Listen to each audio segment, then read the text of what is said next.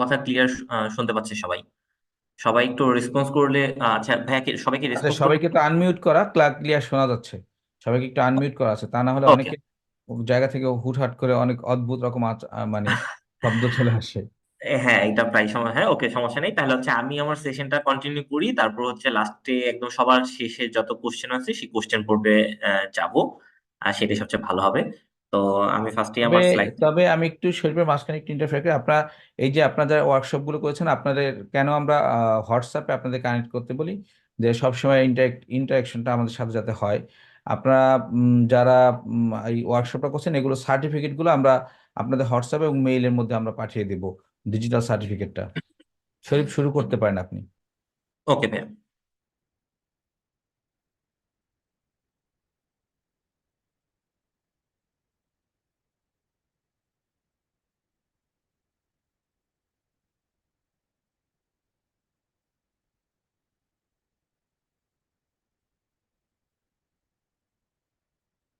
ওকে, আশা করি আমার স্লাইডটা সবাই দেখতে পাচ্ছেন, তাই না? তো আহ ওকে, যদি কোনো ইস্যু থাকে তাহলে তো অবশ্যই শেয়ার করবে। জি, দেখা যাচ্ছে, আপনার স্লাইডটা স্পষ্ট দেখা যাচ্ছে এবং সবাই আশা করি দেখতে পাচ্ছে। ওকে। তো আজকে আমাদের যে টপিক সেটা হচ্ছে কন্টেন্ট রাইটিং। তো কন্টেন্ট রাইটিং এর সবচেয়ে বড় যে বিষয়টা হয় সেটা হচ্ছে যে কন্টেন্ট ইজ কিং। এটা আমরা কম বেশি সবাই জানি, এবং এটা কিন্তু ই কমার্সের একটা বিগ ফ্যাক্টর এবং বেশ ভালো ফ্যাক্টর। এবং শুধু ই কমার্স না, ভার্চুয়াল মিডিয়ায় যদি আমরা কেউ কাজ করতে চাই বা ভার্চুয়াল মিডিয়ায় যদি আমরা নিজেকেও প্রেজেন্ট করতে চাই, বিজনেস তো অবশ্যই, নিজেকেও প্রেজেন্ট করতে চাই, সেই ক্ষেত্রে কন্টেন্ট প্রয়োজন, আপনার ভিডিও কন্টেন্ট বা যে কোনো কিছু প্রয়োজন। তো ই কমার্সের সাফল্যের চাবিকাঠি আসলে হচ্ছে এই ই কমার্স কন্টেন্ট রাইটিং আর কি। তো আমি হচ্ছে শাহিদুল ইসলাম শরীফ। নর্মালি ফেসবুকে আমাকে আসলে ফান্ডামেন্টাল শরীফ লিখে সার্চ করলে খুঁজে পাওয়া যাবে। আর আমি normally Newport e commerce academy এবং হচ্ছে ই বিজনেস স্কলারের ট্রেনার হিসেবে কাজ করছি। এই হচ্ছে আমার খুব সংক্ষিপ্ত পরিচয়। তো ই কমার্সে একটা ওভারভিউ আমি আসলে আজকে দিতে চাচ্ছি যে নর্মাল যদি আমি চিন্তা করি যে একটা ই কমার্স আমাদের ইন্ডাস্ট্রির ওভারভিউটা কি। নর্মালি যদি বাংলাদেশের সেক্টরটার দিকে তাকাই, যেহেতু আমরা সবাই বাংলাদেশে কাজ করছি এবং ম্যাক্সিমামরাই আমরা বাংলাদেশ টার্গেটেড পিপলকে নিয়ে কাজ করি। তো সেই জায়গাটায় যদি আমরা দেখি যে বাংলাদেশে কিন্তু ইন্টারনেট ইউজারের দিক থেকে নবম, মানে বিষয়টা হচ্ছে ফেসবুক ইউজার দিক থেকে বাংলাদেশে আমরা নবম অবস্থানে আছি। এবং ধারণা করা হয় বাংলাদেশে প্রায় 5 লক্ষ ফেসবুক পেজ আছে, যার মধ্যে সরকার গভর্নমেন্ট অথরাইজড বা গভর্নমেন্ট থেকে অ্যাপ্রুভাল করা হয় যে প্রায় 2 লক্ষ অ্যাক্টিভ পেজ আছে। তার মানে সংখ্যাটা কিন্তু হিউজ, এবং হিউজ সংখ্যক মানুষ এই ইন্ডাস্ট্রিতে কাজ করছে। কিন্তু ম্যাক্সিমাম কিন্তু সাকসেস না, আমরা কতজনকে জানি সাকসেস হচ্ছে না কেন, এটাও কিন্তু একটা বিগ ইস্যু। এবং তার পাশাপাশি সবচেয়ে ইম্পর্টেন্ট ফ্যাক্ট হচ্ছে 2022 সাল, মানে হচ্ছে যে 22-23 ওই সালের দিকে গড় বাস্কেট সাইজ ছিল হচ্ছে 800। ই কমার্স ইন্ডাস্ট্রিতে এইটা যদি আমরা একটু খেয়াল করি, যে এটা কিন্তু খুবই ইন্টারেস্টিং একটা ফ্যাক্টর, যে এক একজন ব্যক্তি এক একবার কেনাকাটা করছে প্রায় 800 টাকা করে গড়ে এভারেজ। এবং বার্ষিক এটার মানে দিনকে দিন এটার পরিমাণ বাড়ছে। আর 2027 সাল নাগাদ, এটা হচ্ছে জার্মান ভিত্তিক একটা সংস্থা থেকে এইটার রিপোর্ট পাবলিশ করা হয় 2023-এ, 2027 সাল নাগাদ বাংলাদেশের এই পরিমাণটা দ্বিগুণ পরিমাণে বৃদ্ধি পাবে। ঠিক আছে। তো আমরা যদি তারপরে যাই কন্টেন্ট মার্কেটিং এর প্রয়োজনীয়তার দিকে, যে অনেকেই চিন্তা করে যে কন্টেন্ট মার্কেটিং মানে নর্মালি আসলে আমরা যেহেতু ফেসবুক কেন্দ্রিক অনেক বেশি বিজনেস করি বা ফেসবুক ওরিয়েন্টেড আমরা অনেক বেশি থাকি, তো আমরা আসলে এই জায়গাটায় ফোকাস করি অনেক বেশি হচ্ছে যে আমরা বুস্টিং দিব, অনেক বেশি অ্যাডভার্টাইজ দিব এরকম। কিন্তু অনেস্টলি যদি আপনি একটা ডিজিটাল মার্কেটিং করেন, আপনি বুস্টিং করেন, যাই করেন না কেন, আপনার অবশ্যই কন্টেন্ট প্রয়োজন। আর কন্টেন্টকে কেন্দ্র করে যখন আপনি একটা মার্কেটিং করেন, সেটাকে আমরা আসলে কন্টেন্ট মার্কেটিং বলি। এখন আপনি ফেসবুকে যাই করেন না কেন, ইউটিউবে যাই করেন না কেন, সবকিছু আসলে কন্টেন্ট মার্কেটিং আন্ডারেই পড়ে। তার পাশাপাশি দেখেন যে এখানে আমি কিছু ডেটা আপনাদের সামনে আসলে তুলে ধরেছি, যে মানে তুলে ধরার চেষ্টা করেছি যে আপনারা বুঝবেন যে আসলে কন্টেন্ট মার্কেটিং এর কতটা প্রয়োজনীয়তা আসলে আমাদের লাইফে বা আমাদের এই ই কমার্স সেক্টরে। কন্টেন্ট মার্কেটিং এর দেখেন যে যখন আমরা কোনো কন্টেন্টকে, আচ্ছা রিসেন্টলি একটা এক্সাম্পল দিই আপনাদেরকে, সেটা হচ্ছে যে বাংলাদেশ যখন ওয়ার্ল্ড কাপে গেল, তারপরেই কিন্তু বাংলাদেশের একটা মোবাইল ফিনান্সিয়াল সার্ভিস খুব বড় সড়ো কিন্তু একটা ক্যাম্পেইন লঞ্চ করে। দেখেন ওইটাও কিন্তু এক প্রকারের কন্টেন্ট স্ট্র্যাটেজি নিয়ে তারা ডিল করে। এবং ওই ওই ক্ষেত্রে দেখেন যে এই টাইপের যখন কোনো কন্টেন্ট আমরা ইউনিক ভাবে ডিল করতে পারি বা প্রিপেয়ার করতে পারি, তখন কিন্তু প্রায় 62%, মানে 62% কস্ট আপনার কমে যায়। এটা একটা বিগ মার্জিন কিন্তু। তার পাশাপাশি হচ্ছে 3 গুণ বেশি লিড আসে। এখন লিডের বিষয়টা অনেক রকমেরই হয় যে আমরা কেউ লিড চাই, কেউ চাই শুধুমাত্র আমার সেল হয়ে যাক। কিন্তু আসলে যারা লং টার্ম বিজনেস করবে তারা কন্টেন্ট মার্কেটিং করে তার কস্ট কমাবে, প্লাস হচ্ছে লিড জেনারেশনটা বাড়াবে, যেন ফিউচার তাদেরকে রিটার্গেটিং করা যায় বা আম, তাদেরকে রিপিটেড কাস্টমারে কনভার্ট করা যায়। তারপর দেখেন যে 80% মানুষ কিন্তু এখন অনলাইনে কেনাকাটার আগে একটা রিসার্চ করে, যে ধরেন আপনার 100 জন মানুষ যদি আপনার কোনো প্রোডাক্ট কিনে, তার আগে 81 জন মানুষ কিন্তু এটাকে একটু অনলাইনে ঘাটাঘাটি করে সার্চ করে। আমি নিশ্চিত যে আমরা এখানে প্রায় 80-90 জনের মতো আছি, সবাই কিন্তু এটা অবশ্যই মানে ঘাটাঘাটি করি, স্পেশালি যদি কোনো আমরা মোবাইল ফোন কিনি, কোনো গ্যাজেট আইটেম কিনি, কোনো টেকনোলজি টাইপের জিনিস পারচেস করি, তখনই কিন্তু আমরা অনলাইনে একটু সার্চ করে নিই। তার মানে কিন্তু এই জায়গাটা একটা বিগ মার্জিন প্লে করে। এবং আপনারা নিজেরও এটা নোটিস করে দেখবেন যে আপনি অনলাইনে কোনো লেখা দেখে, কোনো রিভিউ দেখে, কিংবা মাল্টিপল অনেক অপশন দেখে আপনি কিন্তু কোনো কিছু কেনার জন্য বেশি বায়াসড হয়ে যাই আমরা। তার পাশাপাশি হচ্ছে যে আমরা যদি এখানে বলি যে আমাদের কন্টেন্ট মার্কেটিং আসলে ডিসিশন মেকারদের মতে আসলে কন্টেন্ট মার্কেটিং আমাদেরকে আমাদের বিজনেসটাকে প্রসার করতে বা ব্র্যান্ডের প্রসারে অনেক বেশি সাহায্য করে। এবং সবচেয়ে বড় বিষয় হচ্ছে যে ভিজুয়াল কন্টেন্টটা সবচেয়ে বেশি ভিউ পায়। মানে আমি যদি যেরকম বলি ভিডিও কন্টেন্ট বা হচ্ছে কোনো গ্রাফিক্যাল বা কোনো ইনফোগ্রাফি কিংবা হচ্ছে কোনো মিম কন্টেন্ট, এগুলোর সাথে সবাই কম বেশি আমরা পরিচিত। কিন্তু আসলে আমরা আমাদের নিজেদের বিজনেসে এগুলোকে খুব প্রপারলি আসলে ইউজ করি না বা করার চেষ্টা করি না, কিন্তু আসলে এই ব্যাপারটা আমাদের মাথায় রাখা উচিত। এই জন্য আমি আসলে এই ডেটাগুলো আপনাদের সামনে নিয়ে এসেছি, যেন আপনারা দেখে বুঝতে পারেন যে আসলে এই আমরা কি পরিমাণ আসলে কনভার্সন মিস করতেছি যে কিছু ভুলের কারণে। ওকে। তো এছাড়া আরো অনেক রকমের ডাটা আছে, আপনারা যেমন এখানে দেখতে পারবেন যে প্রায় 89% ক্রেতা কিন্তু ভিডিও দেখে তারপরে কেনার জন্য খুব ইন্সপায়ার হয়, যেটা হচ্ছে যারা ফেসবুকে অ্যাডভার্টাইজ করেন বা ডিজিটাল মার্কেটিং এর সার্ভিস নেন তারা এই জিনিসটা খুব ভালো মতোই বুঝতে পারবেন আর কি। পাশাপাশি হচ্ছে যে দেখেন কন্টেন্ট রাইটিং এর জন্য মানে ই কমার্সে কন্টেন্ট রাইটিং এর যে ভূমিকাগুলো ফেলে, যে আপনি নর্মালি অনেক কিছুর জন্য আমি যদি বলি যে অফলাইনে কি কোনো কন্টেন্ট মার্কেটিং হয় কিনা, অবভিয়াসলি কন্টেন্ট মার্কেটিং হয়। আপনি নর্মালি চিন্তা করে দেখেন যে একটা বিলবোর্ড যখন আপনার সামনে নিয়ে আসা হয়, তখন ওই অনেক কোম্পানি অনেক ইনোভেটিভ বিলবোর্ড নিয়ে আসে, তাই না? আমরা কিন্তু বিভিন্ন ভিডিওতে বা শর্টসে ইন্টারন্যাশনাল বিভিন্ন বিলবোর্ড গুলো দেখতে পাই, এবং আপনারা যদি ইউটিউবে ঘাটাঘাটি করেন এরকম অনেক ইউনিক বিলবোর্ড দেখতে পারবেন, অনেক ইউনিক অনেক কিছু আপনি দেখতে পারবেন, যেখান থেকে আপনি ইজিলি কিন্তু দেখতে পারবেন যে কন্টেন্ট গুলোকে কিভাবে কিভাবে কাস্টমারকে ট্রিগার করা হয়, কাস্টমারকে অ্যাট্রাক্ট করা হয়। ইভেন আপনারা যদি কখনো সুপার শপে যান, হুম, আপনারা যদি ধরেন বাংলাদেশে যে কয়েকটা বড় বড় সুপার শপ আছে সেগুলোতে যান, সেখানেও দেখতে পারবেন যে আপনাকে নানান ভাবে বিভিন্ন ভাবে বায়াস্ড করে আপনাকে কিন্তু কন্টেন্ট আপনাকে ইনফ্লুয়েন্স করা হয়। তো এরপরে যেটা আছে সেটা হচ্ছে যে শক্তিশালী ব্র্যান্ড ইমেজ গড়ে ওঠে, এটা অবভিয়াসলি 100% বেশি সংখ্যক মানুষের কাছে পৌঁছে, এটা আমরা সবাই জানি। অর্গানিক অর্গানিক ট্রাফিক বা কনভার্সন বুস্ট করে বলতে, আপনি যদি মিম মার্কেটিং করেন বা এমন কোন একটা মার্কেটিং, যে মার্কেটিংটা হয়তো আপনার বিজনেসের সাথে কানেক্টেড, ঠিক আছে, এখন হয়তো মার্কেটে বা সমাজে এখন অনেক বেশি ভাইরাল বা অনেক বেশি আলোচনা সমালোচনা চলতেছে, ঠিক ওই টাইপের কোনো কন্টেন্ট যদি আপনি আপনার ব্র্যান্ড ইমেজের সাথে পজিটিভলি ট্যাগ করতে পারেন, এখানে মেনশন করতে হবে পজিটিভলি। নেগেটিভলি ট্যাগ করলে কিন্তু আপনার জন্য অনেকটাই লস। যেমন রিসেন্টলি আপনারা চিন্তা করে দেখেন গ্রামীণ ফোন তাদের একটা অপশন নিয়ে আসছে রিসেন্টলি। তো সেটার কারণে কিন্তু সোশ্যাল মিডিয়ায় খুব বেশি বাজ ক্রিয়েট হইতেছে। এখন চিন্তা করেন যে তার কম্পিটিটররা যদি এই বাজটাকে ক্রিয়েট করে কোনোভাবে টার্গেট মানে ট্রিগার অন করে ফেলতে পারে, তাহলে কিন্তু মানে কন্টেন্ট রাইটিং এর জন্য অনেক ভালো একটা ভূমিকা বা আম, ধরেন ইনফোগ্রাফি বা যে কোনো প্রকার একটা কন্টেন্ট ক্রিয়েট করা যায়।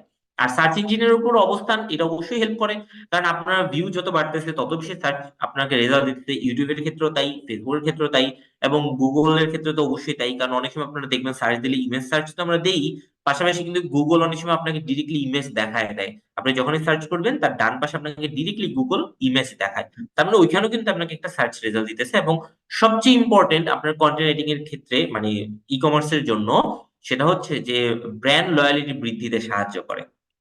ঠিক আছে, যে আপনার একটা লয়াল কাস্টমার যদি আপনার যখন ক্রিয়েট হবে, তখনই কিন্তু আসলে আপনি অনেক বেশি মানে বিজনেসকে বড় করতে পারবেন। তা নাহলে কিন্তু আপনার পক্ষে বিজনেস আসলে বড় করা অতটা সহজ হবে না, এবং খুব কঠিন হয়ে যাবে আর কি, টাফ হয়ে যাবে। তো এই কয়েকটা হচ্ছে বিষয়। তো এটার মধ্যে যদি আমি একদম ওভারঅল বলি যে আপনার ব্র্যান্ড লয়ালিটিতে সাহায্য করে, এবং হচ্ছে কাস্টমারকে ডিসিশন মেক করতে আসলে সবচেয়ে বেশি সাহায্য করে আপনার এই কন্টেন্ট রাইটিং বা আপনার কন্টেন্টের বিষয়গুলো।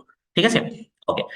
তো নর্মালি হচ্ছে ই কমার্সের কন্টেন্ট গুলো আসলে কেমন হইতে পারে, কয়টা টাইপ হইতে পারে ই কমার্সের। আসলে কন্টেন্ট তো অনেক রকমের হয়, অনেকে বলতে পারে ভিডিও, অনেকে বলতে পারে যে আপনার ইমোজি বা ইমেজ এরকম। আমি আসলে কন্টেন্ট রাইটিং এর ধারণাগুলোকে তিনটা ভাগে ভাগ করার জন্য আসলে বলি। নর্মালি হচ্ছে সেলস রিলেটেড কন্টেন্ট হতে পারে, ইনফো রিলেটেড কন্টেন্ট হতে পারে, আর হচ্ছে টেকনিক্যাল কন্টেন্ট হতে পারে। এই তিনটা ক্যাটাগরি আপনার এখানে কাজ করে আর কি নর্মালি। ঠিক আছে। আহ তো এখানে যদি আপনি চিন্তা করে দেখেন যে আপনার সেলস কন্টেন্ট গুলো কেমন হয়, ইনফো কন্টেন্ট গুলো কেমন হয়, বা টেকনিক্যাল কন্টেন্ট গুলো কেমন হয়। হুম আপনি ওভারঅল, আমি আপনাদেরকে এই যে এখানে একটা স্লাইড শেয়ার করছি, দেখেন সবাই দেখতে পাচ্ছেন নিশ্চয়ই সেলস কন্টেন্ট গুলো কেমন হয়। সেলস কন্টেন্ট গুলো আসলে আমাদের মূলত কাজ করে আমার মূল প্রোডাক্ট বিক্রি বা সার্ভিস করার জন্য। আমি ডিরেক্টলি কোনো অ্যাডভার্টাইজ দিব আপনারা, আমি যদি আমি আপনাদেরকে খুব একটা রিসেন্ট এক্সাম্পল বলি, যেমন ধরেন আপনি যদি চিন্তা করে দেখেন যে গ্রামীণ ফোনের একটা অ্যাডভার্টাইজ খুব রিসেন্টলি লাস্ট ডিসেম্বরের 15 তারিখ নাগাদ তারা লঞ্চ করে, বা হচ্ছে আমি যেই নিউপোর্ট একাডেমিতে কাজ করছি তাদেরও একটা রিসেন্টলি অ্যাডভার্টাইজ লঞ্চ করে। তো ওইখানে কিন্তু ডিরেক্টলি আপনাকে পুশ করতেছে যে আপনি আমার প্রোডাক্টটা কিনেন, আপনি আমার প্রোডাক্টটা কিনলে আপনি এই সুবিধা পাবেন। তার মানে আপনাকে ডিরেক্ট ফোর্সফুলি আপনাকে সেলস করা হইতেছে। তারপর হচ্ছে আকর্ষণীয় একটা হেডলাইন দেওয়া হয়, যেটাকে আমরা সবাই বলি যে, যে লাইনটা দেখে আমরা আটকাই যাই। আমি যদি আপনাকে বলি যে ধরেন হঠাৎ করে আপনি ই কমার্স বিজনেস করতেছেন, আপনাকে যদি বলা হয় যে 100 টাকা ডলার রেটে আপনি অ্যাডভার্টাইজ করেন, বা আপনাকে যদি এরকম কোনো একটা বলা হয়, বা যদি বলা হয় যে আপনার অ্যাডভার্টাইজ সেলস হওয়ার পর আপনি আমাকে আহ, কি বলবো যে ডিজিটাল মার্কেটিং এর পেমেন্ট কমপ্লিট করবেন, তাহলে এই যে ট্যাগ লাইনটা, তারপরে ভিতরে অনেক শর্ত দিবে, আপনাকে তো ঘুরায় পেঁচায় বলবে যে আপনাকে আগেই টাকা পে করতে হবে, ইনসিউরিটি করতে হবে, অনেক কিছু বলবে। কিন্তু এই যে ফার্স্ট লাইনটা, অ্যাট্রাকশন দেখে কিন্তু আপনি হুক হয়ে যাচ্ছেন, আপনি কিন্তু তার ওই সার্ভিসটা নেওয়ার জন্য আগ্রহ প্রকাশ করতেছেন। কাস্টমার কেন্দ্রিক অবশ্যই হবে, কারণ সেলস কন্টেন্ট আপনার, আপনার কাস্টমার টোন কেমন, আপনার কাস্টমার আপনার সার্ভিসটা কিভাবে চাচ্ছে, কেন চাচ্ছে, এটার উপর নির্ভর করবে। ইমোশনাল আপিল যদি ক্রিয়েট করা যায় এটা খুবই ভালো, এবং সব সময় আপনারা কন্টেন্ট ক্রিয়েট করার ক্ষেত্রে আপনি দেখবেন চেষ্টা করবেন যে ইমোশনাল ব্যাপারগুলোকে অ্যাটাচ করতে। যেমন একটা জিনিস সবচেয়ে বেশি এখন যেই কন্টেন্টের ব্যাপারে আলোচনা করে সেটা হচ্ছে মিম মার্কেটিং এর ক্ষেত্রে বা মিম কন্টেন্টের ক্ষেত্রে। একটা জিনিস খেয়াল করে দেখেন যে মিম কেন আমাদের সাথে এত বেশি জনপ্রিয় হয়, কারণ ওইটা আমার ইমোশনের সাথে কানেক্ট হয়। আমি যদি একটা এক্সাম্পল দিই, খুবই সিম্পল একটা এক্সাম্পল, যে আমি আজকে মানে দেখতেছিলাম যে একটা ইয়েতে স্ক্রল করতে করতে ফেসবুকে যে এরকম আসছে যে খুবই একটা টম এন্ড জেরির একটা ছবি, এবং তারপর এখানে লেখা আসছে এরকম যে এবার তো আমাদের শিক্ষা আহ না, এবার তো আমাদের পাশ করাবে কে, কারণ আমাদের শিক্ষামন্ত্রীর নামের সাথেই তো ফেল আছে। তো খুবই মজার ব্যাপার যে দেখেন যে যারা আমাদের নতুন যে শিক্ষামন্ত্রী হয়েছে তার যে নামটা যদি জানে, তার নিকনেমটা হচ্ছে নওফেল। তো দেখেন এই যে নওফেল, তো যখনই এই শব্দটার সাথে আমরা কানেক্ট করতে পারছি তখনই কিন্তু আমি রিয়েক্ট করতেছি, তাই না? তা আমি এটা কানেক্ট করতে পারছি, আমি খুবই মজা পেয়েছি, আমি বলছি বাহ বেশ ইন্টারেস্টিং। তো তা আপনিও দেখেন যে আপনার লাইফে কিন্তু এরকম অনেক অনেক জিনিসকে আমরা কানেক্ট করতে পারি। যেমন আমরা যারা ম্যাক্সিমাম যারা ই কমার্স উদ্যোক্তা, তারা আরেকটা জিনিসের সাথে কানেক্ট করতে পারে, সেটা হচ্ছে ডেলিভারি চার্জ রিলেটেড কোনো মিমস যদি ক্রিয়েট হয়, এবং হচ্ছে কোনো বার্গেন ইস্যু, যে কাস্টমার আপনার সাথে অনেক বার্গেন করতেছে কিন্তু তারপর প্রোডাক্টটা সে নিল না, ওই রিলেটেড কোনো মিমস যদি আমাদের কাছে আসে তখন কিন্তু আমরা রিয়েক্ট করি। অটোমেটিক ভাবে আপনার রিয়েক্ট করতে খুব ইচ্ছা করে, আপনার কিন্তু কেউ ফোর্স করে না। তো এটা হচ্ছে মেন বিষয় যে আপনি ইমোশন বা ওই জিনিসগুলোকে যখনই কানেক্ট করতে পারবেন, মনে রাখবেন আপনার কন্টেন্টটা তত বেশি হিট করবে। হ্যাঁ, আবার ইমোশন কিন্তু একটা টাইমিং এর প্লেসমেন্টের একটা বিষয় থাকবে, যে আপনি ধরেন এমন একটা ইমোশন ক্রিয়েট করলেন যে ইমোশনটা এই টাইমে আপনার মানে রিচ করবে না বা হিট করবে না। আমি যদি খুব খুব রিসেন্ট একটা এক্সাম্পল দিই, আম, সেটা হচ্ছে যে আপনি যদি চিন্তা করেন যে আমি বাংলাদেশে বেশ কয়েকটা ব্র্যান্ড, বাংলাদেশি ব্র্যান্ড এখন ওই কয়েকটা আমি কি বলবো যে ফিলিস্তিন এবং ইসরায়েলের ইস্যু নিয়ে একটা মানে তারা ইমোশন মার্কেটিং করতেছে বা করার ট্রাই করতেছে। তো দেখেন যে তারা এখন করতেছে, ক্লিক করতেছে, কিন্তু তারা যদি এটা মানে মাস ছয়েক আগে করতো বা ধরেন বছর দুয়েক আগে করতো, অতটা কিন্তু হিট করতো না, ইমোশনটা একসেপ্ট হইতো না। আরো একটা এক্সাম্পল যদি আমি আপনাকে বলি যে আপনাদের মনে আছে কিনা যে গ্রামীণ ফোনের স্বপ্ন যাবে বাড়ি আমার, এই গানটা যখন রিলিজ করা হয় এবং এটা দিয়ে কিন্তু তাদের বেশ টার্ন ওভার হচ্ছিল, ভালো পরিমাণে টার্ন ওভার ছিল। তারপরে পৃথিবীর সবচেয়ে মানে বিখ্যাত ইমোশনাল আপিলটা হচ্ছে আপনার কোকা কোলার কথা যদি আমি বলি, যে কোকা কোলার তার মানে সেল উইথ হ্যাপিনেস বা হ্যাপিনেস, হ্যাঁ, এই শব্দটা তার সেলস ভলিউম হিউজ পরিমাণে বাড়াই দিয়েছিল, এই আপিলটা, এই ইমোশনটা।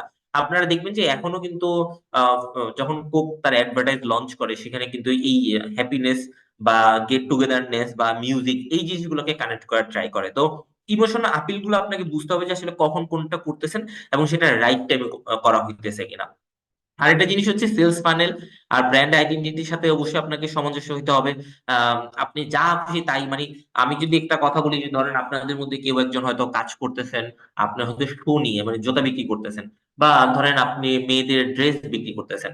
এখন আপনি ওইখানে মানে মিম একটা ভাইরাল টপিক আসলো, ওই টপিকটা মনে করেন ড্রেসের সাথে কোনোভাবেই কানেক্টেড না, আপনি ওইটাকে এখন এখানে মানে আপনার পেজে পোস্ট করতেছেন, তাহলে কিন্তু আপনার সেলস ফানেলও ক্রিয়েট হবে না, ব্র্যান্ড আইডেন্টিটিও আসবে না। মানে আপনার অডিয়েন্স রিয়েক্ট করবে, অডিয়েন্স কানেক্টেড হবে, কিন্তু অডিয়েন্সকে আপনি সেলস করতে পারবেন না, কারণ টার্গেটেড অডিয়েন্সের কাছে আপনার ওইটা গিয়ে পৌঁছেনি। আর ফাইনালি যেটা হচ্ছে সেলস কন্টেন্টের একদম মেন যে ইস্যু, সেটা হচ্ছে কল টু অ্যাকশন।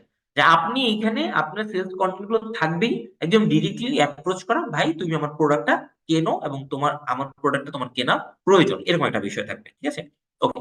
তো আমরা সেলস কন্টেন্টের কয়েকটা এক্সাম্পল যদি দেখি যে আসলে সেলস কন্টেন্ট গুলোকে আমরা মানে কি কি আকারে আসলে প্রকাশ করি, এবং এগুলো কম বেশি আমরা সবাই ব্যবহার করি। সেটা হচ্ছে রিভিউ, বা হচ্ছে ডিফারেন্সিয়েট করা, বা অন্য কোম্পানির সাথে বা অন্য প্রোডাক্টের সাথে আমার তুলনা, কম্পারিজন প্রকাশ করা। রিভিউ জিনিসটা আমরা অনেক বেশি প্রকাশ করি এবং এটা অনেক বেশি হেল্প করে। আপনি যত বেশি রিভিউ দেখবেন, আপনি নিজে নিজের সাইকোলজিটা চিন্তা করেন যে আপনি যখন আহ, যখন কোনো কিছু কেনেন, যে আমরা দেখতেছিলাম যে 81% পার্সন ইন্টারনেটে একটু ঘাটাঘাটি করে নেয় রিসার্চ নিয়ে। তো ওইখানে যদি সে ঘাটাঘাটি করতে গিয়ে আপনার পেজের বা আপনার বিজনেস সম্পর্কে অনেকগুলো রিভিউ পায়, তখন কিন্তু অটোমেটিক ভাবে আপনার প্রতি তার ট্রাস্ট চলে আসবে। আপনাকে কিন্তু কষ্ট করে তার কাছে সেল করার জন্য কোনো অ্যাপ্রোচ করতে হবে না। টেস্টিমোনিয়াল আমরা অনেক বেশি দেখি, ওয়েবসাইট গুলোতে গেলেই আমরা টেস্টিমোনিয়াল দেখতে পাই। এবং টেস্টিমোনিয়াল ওয়ান কাইন্ড অফ রিভিউর মতো, কিন্তু আমরা ওয়েবসাইট এগুলোকে ডিফারেন্ট ভাবে দেখতে পাই, দুইটা যদিও ডিফারেন্ট কিন্তু প্রায় কাছাকাছি সিমিলার। আরেকটা হচ্ছে আপনার শপিং বা বাইং গাইডেন্স।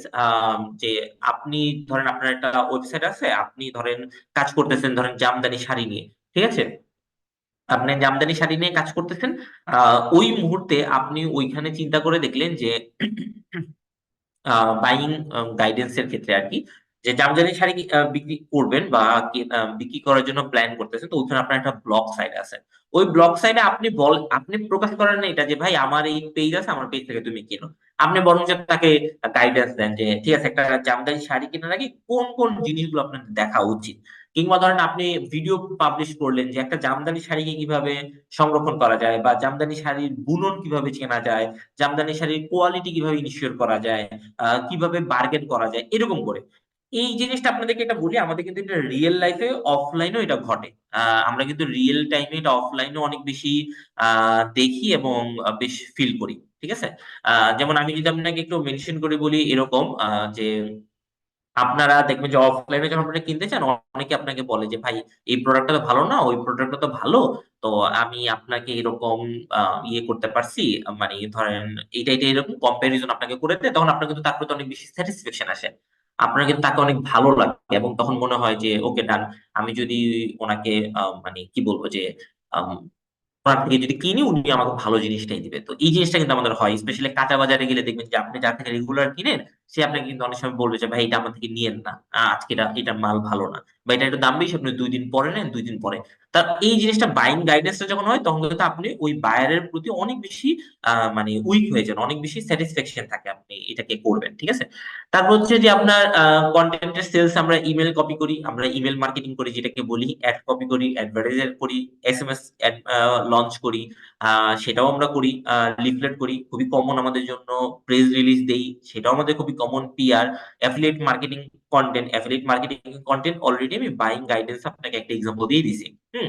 তো দুইটার পার্থক্যটা একটু কম্পারিজন করি, অনেকেই জানেন, কিন্তু অনেকে যদি না জেনে থাকেন সেই জিনিসটাকে কম্পারিজন করে বলার চেষ্টা করতেছি। সেটা হচ্ছে যে ধরেন আপনার যদি এখানের আপনার নিজের একটা ব্লগ আছে, আপনি নিজে প্রোডাক্ট ডিরেক্টলি সেল করেন না, তা আপনার একটা এবিসি নামক একটা ওয়েবসাইট আছে, এবং সেই ওয়েবসাইটে আপনি প্রোডাক্ট রিভিউ, প্রোডাক্ট নিয়ে জিনিস নিয়ে লেখেন, এবং সেখান থেকে আপনি বিভিন্ন পেজকে রিকমেন্ড করেন। আপনারা ইউটিউবের ক্ষেত্রে এটা বেশ ভালো পরিমাণে দেখবেন যে অনেক রকমের কন্টেন্ট তারা ক্রিয়েট করে এবং অনেক রকমের জিনিস তারা প্রিপেয়ার করে, এবং ফাইনালি হচ্ছে যে তারা সেই জিনিসটা পরে বলে যে আপনি যে প্রোডাক্টটা নিতে চান অমুক পেজে নিতে পারেন, এবং নেওয়ার পর আপনি আমার কোড ব্যবহার করলে একটা ডিসকাউন্ট পাবেন। এরকম এই মার্কেটিংটা কম বেশি সবাই জানে। কিন্তু দেখেন, ওই অ্যাফিলিয়েট মার্কেটিং আর বাইং গাইডেন্স এর একটা নর্মাল পার্থক্য হচ্ছে, বাইং গাইডেন্স আপনি নিজে প্রোডাক্টটা সেল করতেছেন, আর অ্যাফিলিয়েটে আপনি প্রোডাক্ট সেল করেন না, আপনি জাস্ট একটা গাইডলাইন দিতেছেন। ওকে, তো এটাই হচ্ছে বিষয়। আচ্ছা, আমি সরি, আমাকে একটা মিনিট একটু সময় দিবেন, মানে 30 সেকেন্ডের মতো। অনেকগুলো মানুষ আসলে জয়েনিং এর জন্য হোল্ড করে আছে, আমি তাদেরকে অ্যাডমিট করে দিই।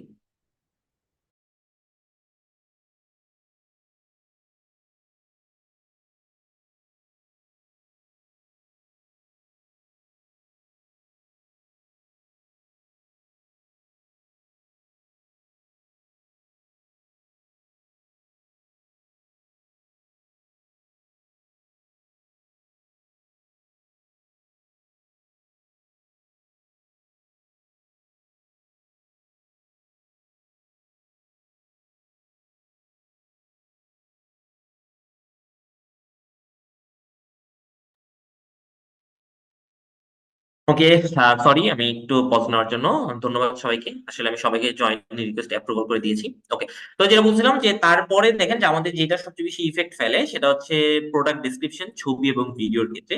তো এই প্রোডাক্ট ডেসক্রিপশন, ছবি এবং ভিডিওর ক্ষেত্রে দেখেন আমি আপনাদেরকে বোল্ড মার্ক করে রেখেছি। ম্যাক্সিমাম পার্সোনালি আসলে আপনারা এই জায়গাটায় সবচেয়ে বেশি ঝামেলায় পড়েন। আপনি একটা প্রোডাক্টের ডেসক্রিপশন লিখতে গিয়ে ভাবেন যে কি লিখবেন, আপনি একটা ছবির ক্যাপশন কি লিখবেন, ভিডিওর ক্যাপশন টাইটেল কি লিখবেন। এই জিনিসগুলো আমাদের খুব পেইন দেয়, এবং এইটাই আমাদের ম্যাক্সিমাম ই কমার্স উদ্যোক্তাদের করতে হয় এবং কন্টিনিউয়াসলি করতে হয়।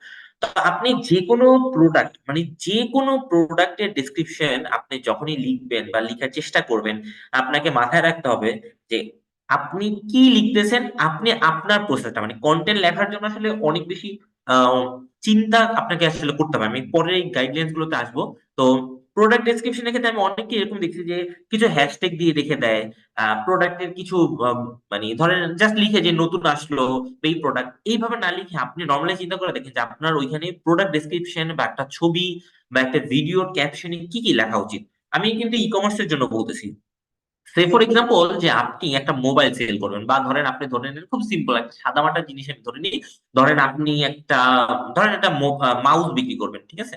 তো আপনি একটা মাউস যদি বিক্রি করতে চান, আপনি চিন্তা করে দেখেন যে এই জায়গাটা আপনাকে কি করতে হবে। মাউসটা যদি বিক্রি করেন, যে ওই মাউসটার বর্ণনা আপনাকে লিখতে হবে। মাউসটার বিশেষত্ব যদি আপনি লিখেন, তার সাথে যদি কিছু স্পেশাল কিওয়ার্ড অ্যাড করেন।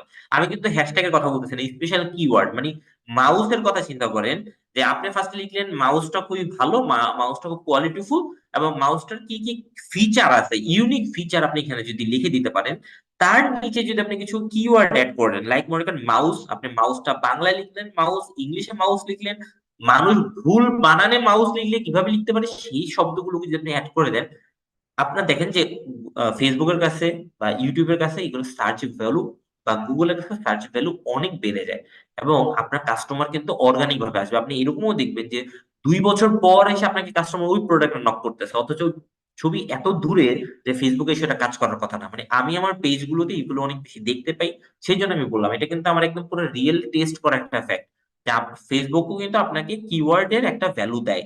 হুম। সো এই জিনিসটা আসলে আমাদের মাথায় রাখতে হবে। ডেসক্রিপশনের ক্ষেত্রে আপনাকে অবশ্যই অবশ্যই এখানে ওই প্রোডাক্টের ডেসক্রিপশনটা লিখতে হবে। প্রাইজিং আপনি লিখেন আর না লিখেন সেটা আসলে ম্যাটার করে না, কারণ প্রাইজিং নিয়ে অনেক রকমের কন্ট্রোভার্সি আছে যে অনেকে প্রাইজিং বলে, প্রাইজিং বলে না, সেটা যে যার মত। কিন্তু আপনাদের অবশ্যই উচিত ওই প্রোডাক্টটার ডিটেলস বর্ণনাটা এখানে লিখে দেওয়া। এবং যদি ডেলিভারির ক্ষেত্রে কোনো ইস্যু থাকে বা সামথিং অন্য কিছু থাকে, সেই বিষয়গুলোকে আপনার 100% আসলে ইনশিওর করা উচিত বা প্ল্যানিং করা উচিত, যে আমার মানে ওই ক্যাপশনটাতে লিখে দেওয়া উচিত। ছবির ক্ষেত্রে একই, ভিডিওর ক্ষেত্রে একই। যদিও ভিডিওর ক্ষেত্রে একটু বলে নিই, রিলস এর ক্ষেত্রে, শর্টস এর ক্ষেত্রে আপনারা আসলে ভিডিও ডিসক্রিপশনটা আসলে অতটা ম্যাটার করে না, কিন্তু ভিডিও টাইটেলটা অনেক বেশি ম্যাটার করে। তো ভিডিও টাইটেলটাকে আসলে প্রপারলি দিয়ে মানে দেওয়ার প্র্যাকটিস করাটা হচ্ছে একদম বেস্ট প্র্যাকটিস আর কি। ওকে, তো তারপরে যদি আমি আসি যে আমাদের দ্বিতীয় যে কন্টেন্টের টাইপ থাকে সেটা হচ্ছে ইনফো কন্টেন্ট।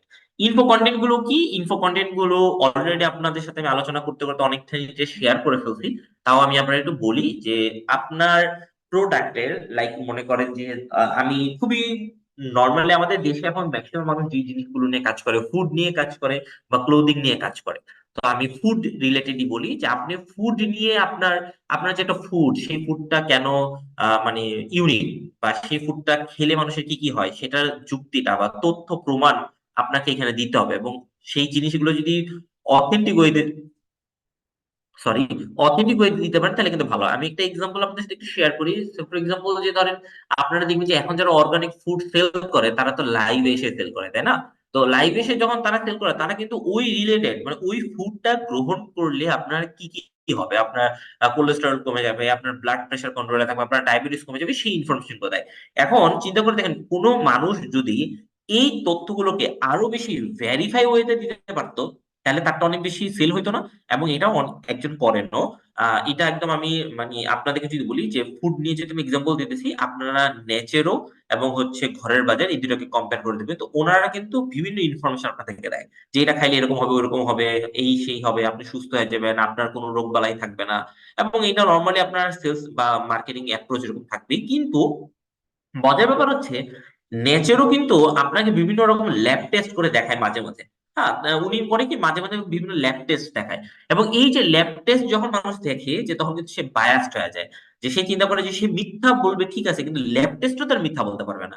সো এই এই যে এই ইনফোগুলা কিন্তু আপনাকে হিউজ মানে ভ্যালু দেয়। যেমন আমি আপনাদেরকে আরো কয়েকটা এক্সাম্পল দিই। যেমন বড় বড় কোম্পানিগুলোর দিকে আপনারা তাকান, যে আমি যদি বলি আইফোন বা মানে মোবাইল কোম্পানিগুলো মোবাইল কোম্পানিগুলো যখন কোনো মোবাইল লঞ্চ করে, সে কিন্তু বিভিন্ন সার্টিফাইড এখন আপনাদের আমাদের সামনে সে প্রেজেন্ট করে। যে সে বলে যে আমি যে বলতেছি আমার ফোনের ক্যামেরা ভালো, শুধু তাই না, যে দেখো এরকম একটা অথরাইজেশন আমাকে কিন্তু দিতেছে বা আমাকে অ্যাপ্রুভ করতেছে, যেমন প্রোডাক্টটা কেমন। যেমন আইএসও সার্টিফাইড একটা এরকম ওয়ার্ল্ড অথরাইজেশন আছে। তো আপনাকে কিন্তু সেই অথরাইজেশন এনে আপনাকে সে দিচ্ছে, এবং সেটা যে কতটা ভ্যালুয়েবল সেটা আমাদের বোঝানোর ট্রাই করতেছে। তারপর হচ্ছে ডাটা সোর্স দেওয়া থাকে, মানে হচ্ছে যে ডেটার সোর্স গুলো কোথা থেকে, আমি যে ডাটা গুলো নিতেছি এবং সে কেন অথেন্টিক, কেন আমি তাকে ট্রাস্ট করবো। আমি তো ধরেন বড় বড় কোম্পানিগুলো তো আসলে যে কোনো মুহূর্তে একটা সংস্থা তৈরি করে ফেলতে পারে, তাই না? কিন্তু ওই সংস্থাটাকে কেন আমি ট্রাস্ট করবো? আপনারা যদি দুইটা মার্কেটিং এর এক্সাম্পল দিই, আপনারা এটা খুব ভালো করে বুঝবেন তথ্য নির্ভর। একটা হচ্ছে সেন্সোডাইন। সেন্সোডাইন একটা অ্যাডভার্টাইজ লঞ্চ করে যে প্রতি 10 জন ডেন্টিস্টের মধ্যে 9 জন ডেন্টিস্ট এই সেন্সোডাইন রিকমেন্ড করে। ওকে, এই যে অ্যাডভার্টাইজটা আপনাকে সে করে, আমাদের ইনিশিয়ালি মনে হয় যে খুবই যুক্তিসঙ্গত একটা, কিন্তু একবার চিন্তা করে দেখেন যে এটা কত একটা বড় মিথ্যা এবং প্রোপাগান্ডা। খুবই সিম্পল লজিক। আপনার ফার্স্ট কোশ্চেন যে কোন 10 জন থেকে কোন 9 জন আপনাকে রিকমেন্ড করে, আপনি জানেন না। আর সেই 10 জন বা সেই 9 জন যে তার কাছ থেকে টাকা খেয়ে রিকমেন্ড করে নাই, তার কোনো নিশ্চয়তা কেউ দিতে পারবে? তার মানে ওই অ্যাডভার্টাইজটা টোটালি আপনাকে একটা মিথ্যা মানে তথ্য নির্ভর দিতেছে। কিন্তু কিন্তু আমরা ম্যাক্সিমাম মানুষরা বুঝি না, কিন্তু যারা আসলে সচেতন, যারা আসলে অনেক বেশি এগুলো নিয়ে ভাবে, তারা কিন্তু আসলে এটা দেখে বুঝবে যে সেন্সোডাইন যে বলতেছে কোন 9 জন, তার পরিচিত 9 জন। এখন আপনি কিন্তু তার নামে মামলাও করতে পারবেন। আপনি চিন্তা করতে পারেন তাহলে আমরা মামলা করি না কেন? আমাদের পক্ষে কিন্তু আসলে তার জন্য মামলা করা পসিবল না, কারণ সে দেখেন একটা গ্যাপ রেখে দিছে। কারণ আপনি যদি তাকে বলেন যাচ্ছে ঠিক আছে তোমার কোন 10 জনের মধ্যে 9 জন করে, সে তার পরিচিত 10 জনকে নিয়ে আসবে। আপনি তো তখন অস্বীকার করতে পারবেন না, কারণ সে তো বলে নাই যে কোন 10 জন আপনার 10 জনের মধ্যে 9 জন রিকমেন্ড করছে, সে তো মেনশন করেনি। তো এখানে একটা বিশাল বড় কিন্তু ফাঁকা রাখে, এবং ওইটা দেখে কিন্তু ধরেন যারা সচেতন তারা কিন্তু অনেক বেশি হতাশ হয়। ঠিক আছে, তারপরে যদি আমি আপনাকে বলি যে আরো একটা এক্সাম্পল এরকম খুবই মানে খুব ভ্যালিড আমি যদি ধরি, ইউনিলিভারি আর একটা প্রোডাক্ট, সেটা হচ্ছে আপনার লাইফ বয়ের ক্ষেত্রে। লাইফ বয় হ্যান্ড ওয়াশ একটা ওরা অ্যাডভার্টাইজমেন্ট লঞ্চ করছিল, যে ইংল্যান্ডের রয়্যাল সোসাইটি থেকে তাদেরকে 10 দেওয়া হয়েছে। হুম। তো তার মানে কি, যে যখন বলা হয় যে ইংল্যান্ডের রয়্যাল সোসাইটি, মানে বিজ্ঞানীদের রয়্যাল সোসাইটি যে থাকে, সায়েন্টিস্টদের রয়্যাল সোসাইটি, সে সায়েন্টিস্টদের রয়্যাল সোসাইটি থেকে তাদেরকে অ্যাপ্রুভ করা যায়, তখন কিন্তু আপনাকে অনেক বেশি ভ্যালুয়েবল মনে হচ্ছে, কারণ তারা একটা নাম মেনশন করে আপনাকে বলে দিতেছে, ডাটা সোর্সটা আপনাকে ইনশিওর করতেছে। এবং আপনি কিন্তু এখানে কখনোই ডিনাই করতে পারবেন না যে না ভাই, ওনারা তো ভালো না। ঠিক আছে? আপনি কিন্তু এখন চাইলে মামলা করতে পারবেন। আপনার কাছে যদি মনে হয় যে না, মানে রয়্যাল সোসাইটি তো এরা আসলে ফেক, এরা তো ভালো না, আপনি মামলা করতে পারেন। কিন্তু দেখেন ওই মামলাটা ভ্যালিড হবে, আর কোম্পানি নিশ্চয়ই আপনার মামলা খাওয়ার জন্য এরকম দিবে না। তো এই জন্য আসলে কন্টেন্টের ক্ষেত্রে, ইনফো কন্টেন্টের ক্ষেত্রে আপনার বিজনেসে অনেক বেশি হেল্প করবে, ইমপ্রুভ করবে, যদি আপনি ব্যাপারগুলোকে এইভাবে আসলে মেনটেন করতে পারেন। তার পাশাপাশি হচ্ছে কাস্টমারদের সম্পর্কে কিছু মানে কি বলবো, যে আপনাকে জানাইতে হবে, শিখাইতে হবে এরকম।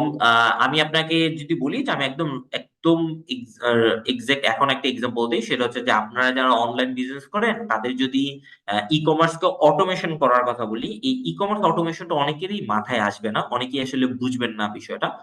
তো এই বিষয়টা হচ্ছে যে এরকম যে আপনারা যদি না বুঝেন না জানেন তখন কিন্তু ওই ই কমার্স অটোমেশন আপনাদের শিখাতে হবে।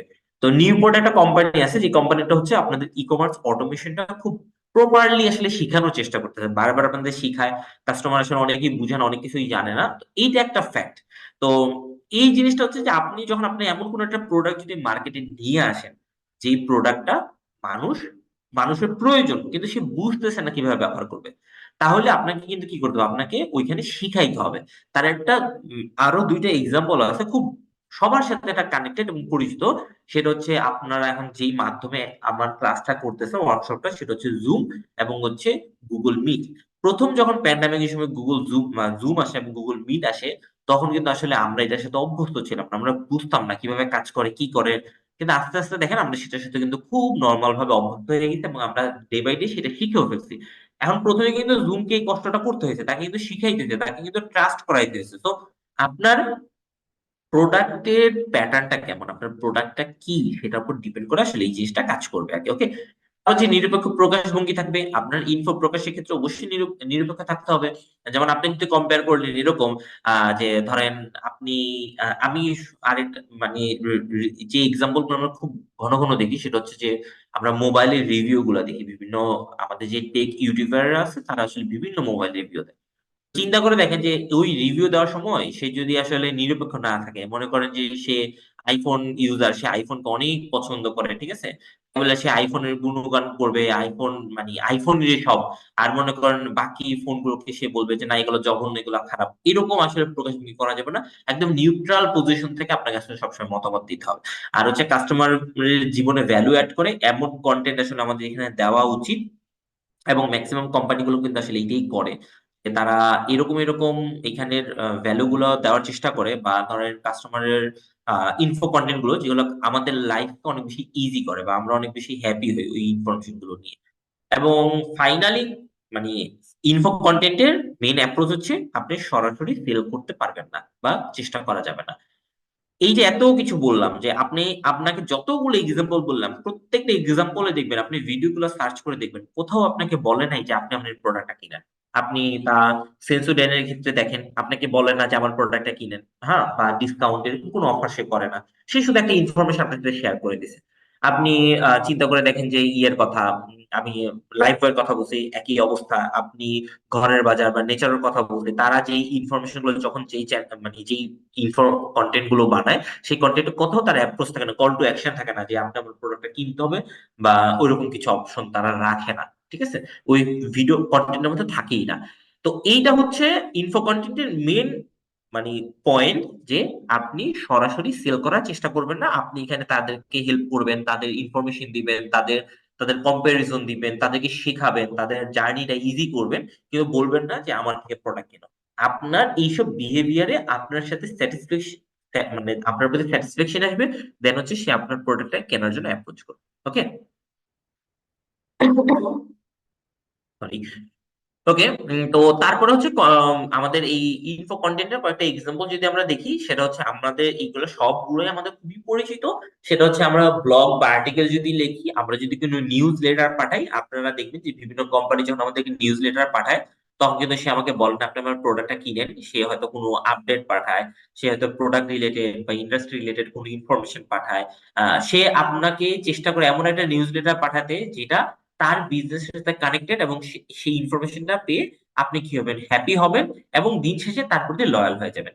তারপর হচ্ছে গাইড পোস্ট, যে আপনি কিভাবে কি করতে পারেন, যেটা অলরেডি আমি আলোচনা করতে চলছে। এবং 4 নম্বর পয়েন্টটা আপনাদের সবার সাথে কানেক্টেড, সেটা হচ্ছে সোশ্যাল মিডিয়া কন্টেন্ট। তো আসলে ফেসবুকে আমরা যারা অনলাইন বিজনেস করি, ম্যাক্সিমাম পার্সোনাল আমরা যেটা চেষ্টা করি সেটা হচ্ছে যে নন স্টপ শুধুমাত্র মানে sell post sell post sell post দিতে, আসলে এটা কোনোভাবেই কাজ করবে না, আর ওইভাবে না দেওয়াটাই ভালো। সেক্ষেত্রে হচ্ছে যে আপনার অবশ্যই সেখানে এই ব্লগ আর্টিকেল নিউজ লেটার গুলো ছোট ছোট সামারি আকারে দেওয়া। এবং সোশ্যাল মিডিয়া কন্টেন্টের ক্ষেত্রে Facebook, Insta, YouTube, TikTok, LinkedIn এবং এক্স, এই 6টা প্ল্যাটফর্ম কিন্তু 6 রকমের বিহেভ করে, 6 ভাবে কাজ করে। এটা আপনাকে আসলে বুঝতে হবে এবং মাথায় রাখতে হবে। এই গাইডলাইন গুলো দেখতে হবে। যেমন ফেসবুক আপনাকে যেভাবে অ্যালগোরিদম দিবে, যেভাবে সার্চ দিবে, কাস্টমারের রিচ দিবে, আপনার লিঙ্কডইন কিন্তু সেভাবে দিবে না। টিকটক টোটালি ডিফারেন্ট ভাবে দেয়, ইউটিউব এবং ইনস্টা। টিকটক, ইউটিউব, ইনস্টা তিনটে কিন্তু ভিডিও প্ল্যাটফর্ম, কিন্তু তিনটা কিন্তু তিন ভাবে তিন অডিয়েন্সকে আপনাকে কানেক্ট করে দেবে। সো আপনাকে বুঝতে হবে এক্সও আপনাকে একইভাবে ব্যাপারটা ইজি করবে। আর কন্টেন্ট, ইনফো কন্টেন্টের আরেকটা খুব বড় মাধ্যম হচ্ছে ওয়েবিনার করা, ইবুক করা এবং পডকাস্ট করা। ওয়েবিনারের আসলে মানে আমি যদি এটাকে অনলাইন ভার্সন তাই ওয়েবিনার বলি আমরা। আর প্র্যাকটিক্যালি এটা আমরা অনেক বেশি ইউজ টু, সেটা হচ্ছে গোল টেবিল বা রাউন্ড টেবিল, যেটাকে আমরা বলি গোল টেবিল বৈঠক। বিভিন্ন এটা হচ্ছে নির্বাচনের আগে কিংবা হচ্ছে ন্যাশনাল কোনো ইস্যুর আগে বড় বড় মানে নিউজ পেপার গুলো আসলে এই ইগুলো অ্যারেঞ্জ করে। তার প্রেস ক্লাবে তারা হয়তো 10 জন সমাজের সেই কি বলবো যে সিভিল লিডারকে ডাকে, যারা হচ্ছে খুব বেশি ইনফ্লুয়েন্সিয়াল বা যারা খুব বেশি হেল্প করে বা সমাজের অনেক বেশি ক্রিটিসাইজ যারা করে, তাদেরকে ডেকে নিয়ে আসে এবং তাদের সাথে ডিসকাস করে এবং যে যার মতো একটা মতামত দেয়। সেটাকেই তো অনলাইন ভার্সনে করি, তো সেটাকে আমরা ওয়েবিনার বলি। তো নর্মালি হচ্ছে ওয়েবিনার গুলো আমরা কাজ করি, মানে নর্মালি ওয়েবিনার আমাদের বেশি ইফেক্ট ফেলে। কিন্তু এটা আসলে যতটা প্রপারলি করা যায়, নিজের ব্র্যান্ড ইমেজ তত স্ট্রং হয়। এটা একবার পড়লে আসলে বুঝে শুরু করবেন। আর ই বুক তো আসলে সেই ম্যাগাজিন বইগুলোর মতোই। আর পডকাস্ট এখন খুবই নতুন জনপ্রিয় হচ্ছে দিনকে দিন, এটা আপনারা সবাই জানেন। এবং আমাদের এই যে আজকের শুরুতে যেই ইয়ে ছিল, সাইদ ভাই ওনারও একটা পডকাস্ট হয়তো খুব রিসেন্টলি আসবে, আমি হয়তো একটা আগে অ্যানাউন্স করে দিচ্ছি। তো এই জিনিসগুলো হয় আর কি।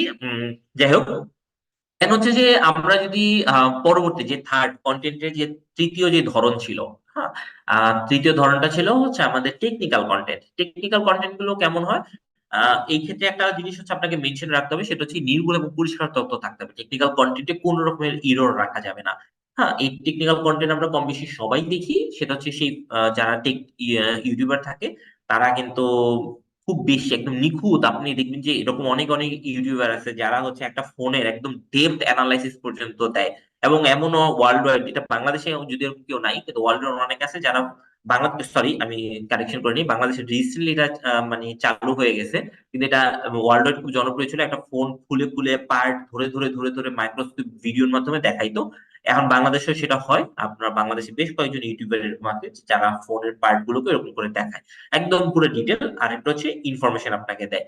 তো এটা হচ্ছে একটা বিষয় এবং গভীর বিষয়বস্তু নিয়ে আলোচনা করবে। এটা হচ্ছে টেকনিক্যাল কন্টেন্টের সবচেয়ে প্রধান ইস্যু। আপনার কোনো মানে সারফেস নিয়ে আলোচনা, একদম ডেপথ অ্যানালাইসিস আপনাকে যাইতে হবে এবং ডেপথ অ্যানালাইসিস আপনাকে কথা বলতে হবে।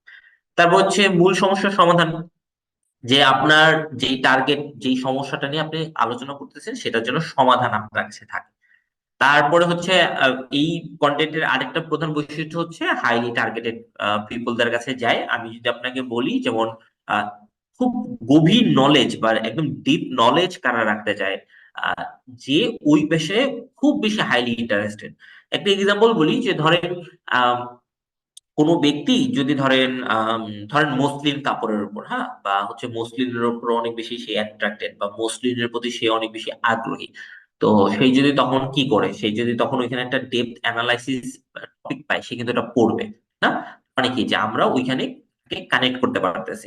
এবং ওই যে ডেপথ অ্যানালাইসিস সে যখন পড়বে বা পাবে, তার মানে কি, সে কিন্তু আপনার একদম পুরো এক্সাক্ট আপনার কাস্টমারই হবে, কোনো ডাউট নাই, কোনো ডাউট নাই। কারণ সে ওই জিনিসটা চাচ্ছে এবং সে আপনার থেকে পাচ্ছে এবং ফাইনালি সে আপনার কাস্টমারে কনভার্ট হচ্ছে। কিন্তু এখানে একটা কথা আছে, এখানেও কিন্তু টেকনিক্যাল কন্টেন্ট কিন্তু আসলে ডিরেক্টলি আমরা কল টু অ্যাকশনে যাই না। কিন্তু একদমই যে যায় না তা না, যাওয়া হয়, কিন্তু এটা পার্সিয়াল, দুইটারই ইয়েতে থাকে। আর নির্দিষ্ট একটা আউটলাইন মেনে চলতে হবে। কারণ এলোমেলো করে আসলে আপনাকে এখানে কন্টেন্ট, টেকনিক্যাল কন্টেন্ট আসলে লিখলে আর কাজ করবে না, বা না করাটাই আসলে বেটার। ওকে, তারপরে যদি আমি টপিকে যাই, যেটা হচ্ছে যে আমাদের টেকনিক্যাল কন্টেন্ট গুলো আসলে কেমন হয়। তো আমাদের ম্যাক্সিমাম ই কমার্স উদ্যোক্তারা আসলে এগুলার খুবই খুবই খুবই কম ফলো করে। আমি তার মধ্যে কয়েকটা এক্সাম্পল দিই। যেমন রিসার্চ কন্টেন্ট, আসলে রিসার্চ কন্টেন্টটা বাংলাদেশেই খুবই কম। ঠিক আছে, তো আমরা ই কমার্স উদ্যোক্তারা সেটা খুবই কম করব। কিন্তু যদি করতে পারতাম, আমরা যদি যে যার এর থেকে খুবই ছোট ছোট ছোট ছোট পর্যায়ে যদি এক একটা রিসার্চ করতে পারতাম, খুবই ভালো হইতো। এই ব্যাপারে আমার আসলে খুব একটা আগ্রহ আছে, যে বাংলাদেশি ই কমার্স কে নিয়ে ছোট ছোট ছোট ছোট টিম করে করে একটা রিসার্চ ক্রিয়েট করা, আর যদি করা যায়। আহ তারপর হচ্ছে যে প্রোডাক্ট বা বিজনেস ডকুমেন্টাইজেশন, যে আমরা যদি কোনো, যেমন এই যে আমি বললাম যে বিভিন্ন ফোন কোম্পানিগুলো যখন তাদের প্রোডাক্ট গুলো লঞ্চ করে, সেই প্রোডাক্ট গুলোর কিন্তু ডকুমেন্টাইজেশন তারা করে দেয়, ঠিক আছে? যে অথরাইজেশন, মানে আমি যদি একদম ইজি করে বলি, দেখবেন আমরা যখন কোনো ফোন বা কোনো জিনিস কিনে একটা ইউজার ম্যানুয়াল পাই, তো আসলে সেটাকে আমরা দেখতে চাই না, সেটাকে আমরা আসলে ছুঁড়ে ফেলে দিই।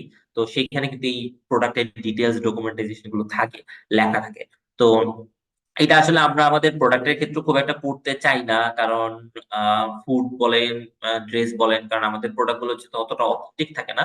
কিন্তু অনেস্টলি যারা খুব অথেন্টিক প্রোডাক্ট নিয়ে কাজ করেন, নিজস্ব উৎপাদিত প্রোডাক্ট নিয়ে কাজ করেন, তাদের এই জিনিসটা নিয়ে করা উচিত। আমি জাস্ট একটা এক্সাম্পল দিই, ধরেন আপনাদের মধ্যে কেউ হয়তো, আপনি নিজে একটা এটাকে কি বলবো, যে আপনি হয়তো থ্রি পিস নিয়ে কাজ করেন, ওকে?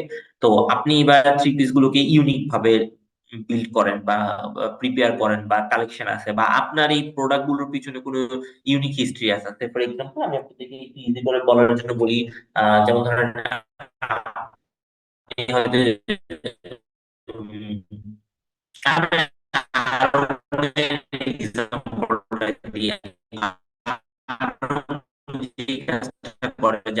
রঙের ব্র্যান্ডিংটা হচ্ছে এরকম যে আমরা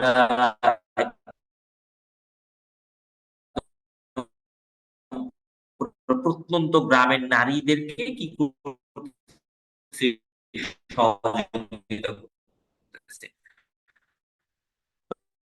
ওকে, আমার কথা কি ক্লিয়ার শুনতে পাচ্ছেন? যদি না শুনতে থাকে, পেয়ে থাকেন কেউ, আমাকে একটু ইনবক্সে শেয়ার আপনার শরীফ, আপনার ওখানে তার মানে আপনার কি, নেটওয়ার্কের তার প্রবলেম। Net problem. ওই ইয়াটার ইমোট অ্যাটাচ করছে, তার সাথে সে একটা গল্প গুলোকে সে কিন্তু আবার কাস্টমার কাছে প্রেজেন্টও করতেছে। এবং আপনারা দেখবেন যে প্রায় অনেক বড় বড় কোম্পানি যে জামা কিনে না, জামার পিছনে ট্যাগ থাকে, অনেক কিছু না। হ্যালো? হ্যাঁ, আপনার ওখানে সম্ভবত নেটের প্রবলেম, শরীফ।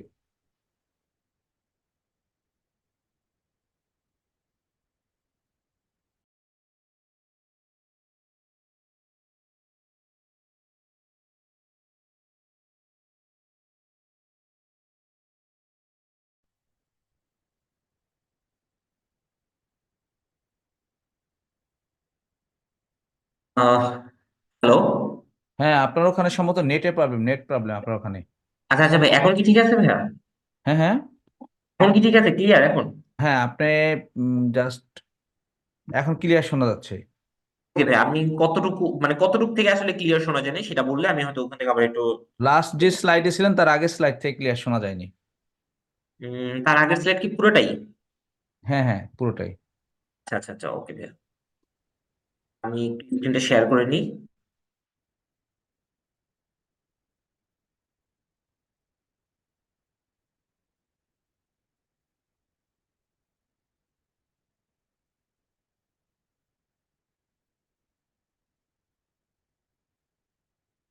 ওকে, এখন কি দেখা যাইতেছে?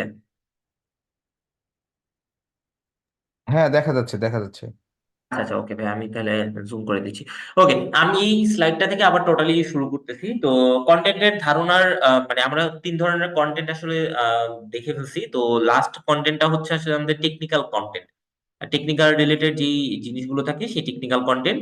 তো এখানে একটা জিনিস হচ্ছে যে এরকম টেকনিক্যাল কন্টেন্ট গুলো আসলে কি কি জিনিস হওয়া উচিত। প্রথম কথা হচ্ছে যে আমার তথ্যটা নির্ভুল এবং ক্লিয়ার থাকতে হবে, নাম্বার ওয়ান। আচ্ছা ওকে, কোনো একজন তাকাতে, একটু একটু একটু একটু আপু স্ক্রিন থামাতে হবে। ওকে ওকে। Okay, যেটা বলছিলাম, তো আমাদের এখানে কি থাকতে হবে, যে কন্টেন্টটা, যে কন্টেন্ট আমি দিব, আমার যে প্রোডাক্ট সম্পর্কে আমি যে তথ্যটা দিব বা টেকনিক্যাল কন্টেন্টটা লিখবো, সেই কন্টেন্টটা অবশ্যই নির্ভুল এবং ক্লিয়ার থাকতে হবে। এবং ডেপথ অ্যানালাইসিস থাকতে হবে, হ্যাঁ। তো আমাদের এই ডেপথ অ্যানালাইসিসটা আসলে খুব বেশি প্রয়োজন, কারণ টেকনিক্যাল কন্টেন্টে যদি আমাদের ডেপথ অ্যানালাইসিস না থাকে, আসলে এটা কোনোভাবে টেকনিক্যাল কন্টেন্টে পড়বে না। সারফেস আলোচনা আসলে এখানে গ্রহণযোগ্য না। এটা আসলে সেলসে বা হচ্ছে আমাদের যে অন্য প্যাটার্ন গুলো আছে সেগুলোতে কানেক্টেড হয়ে যাবে।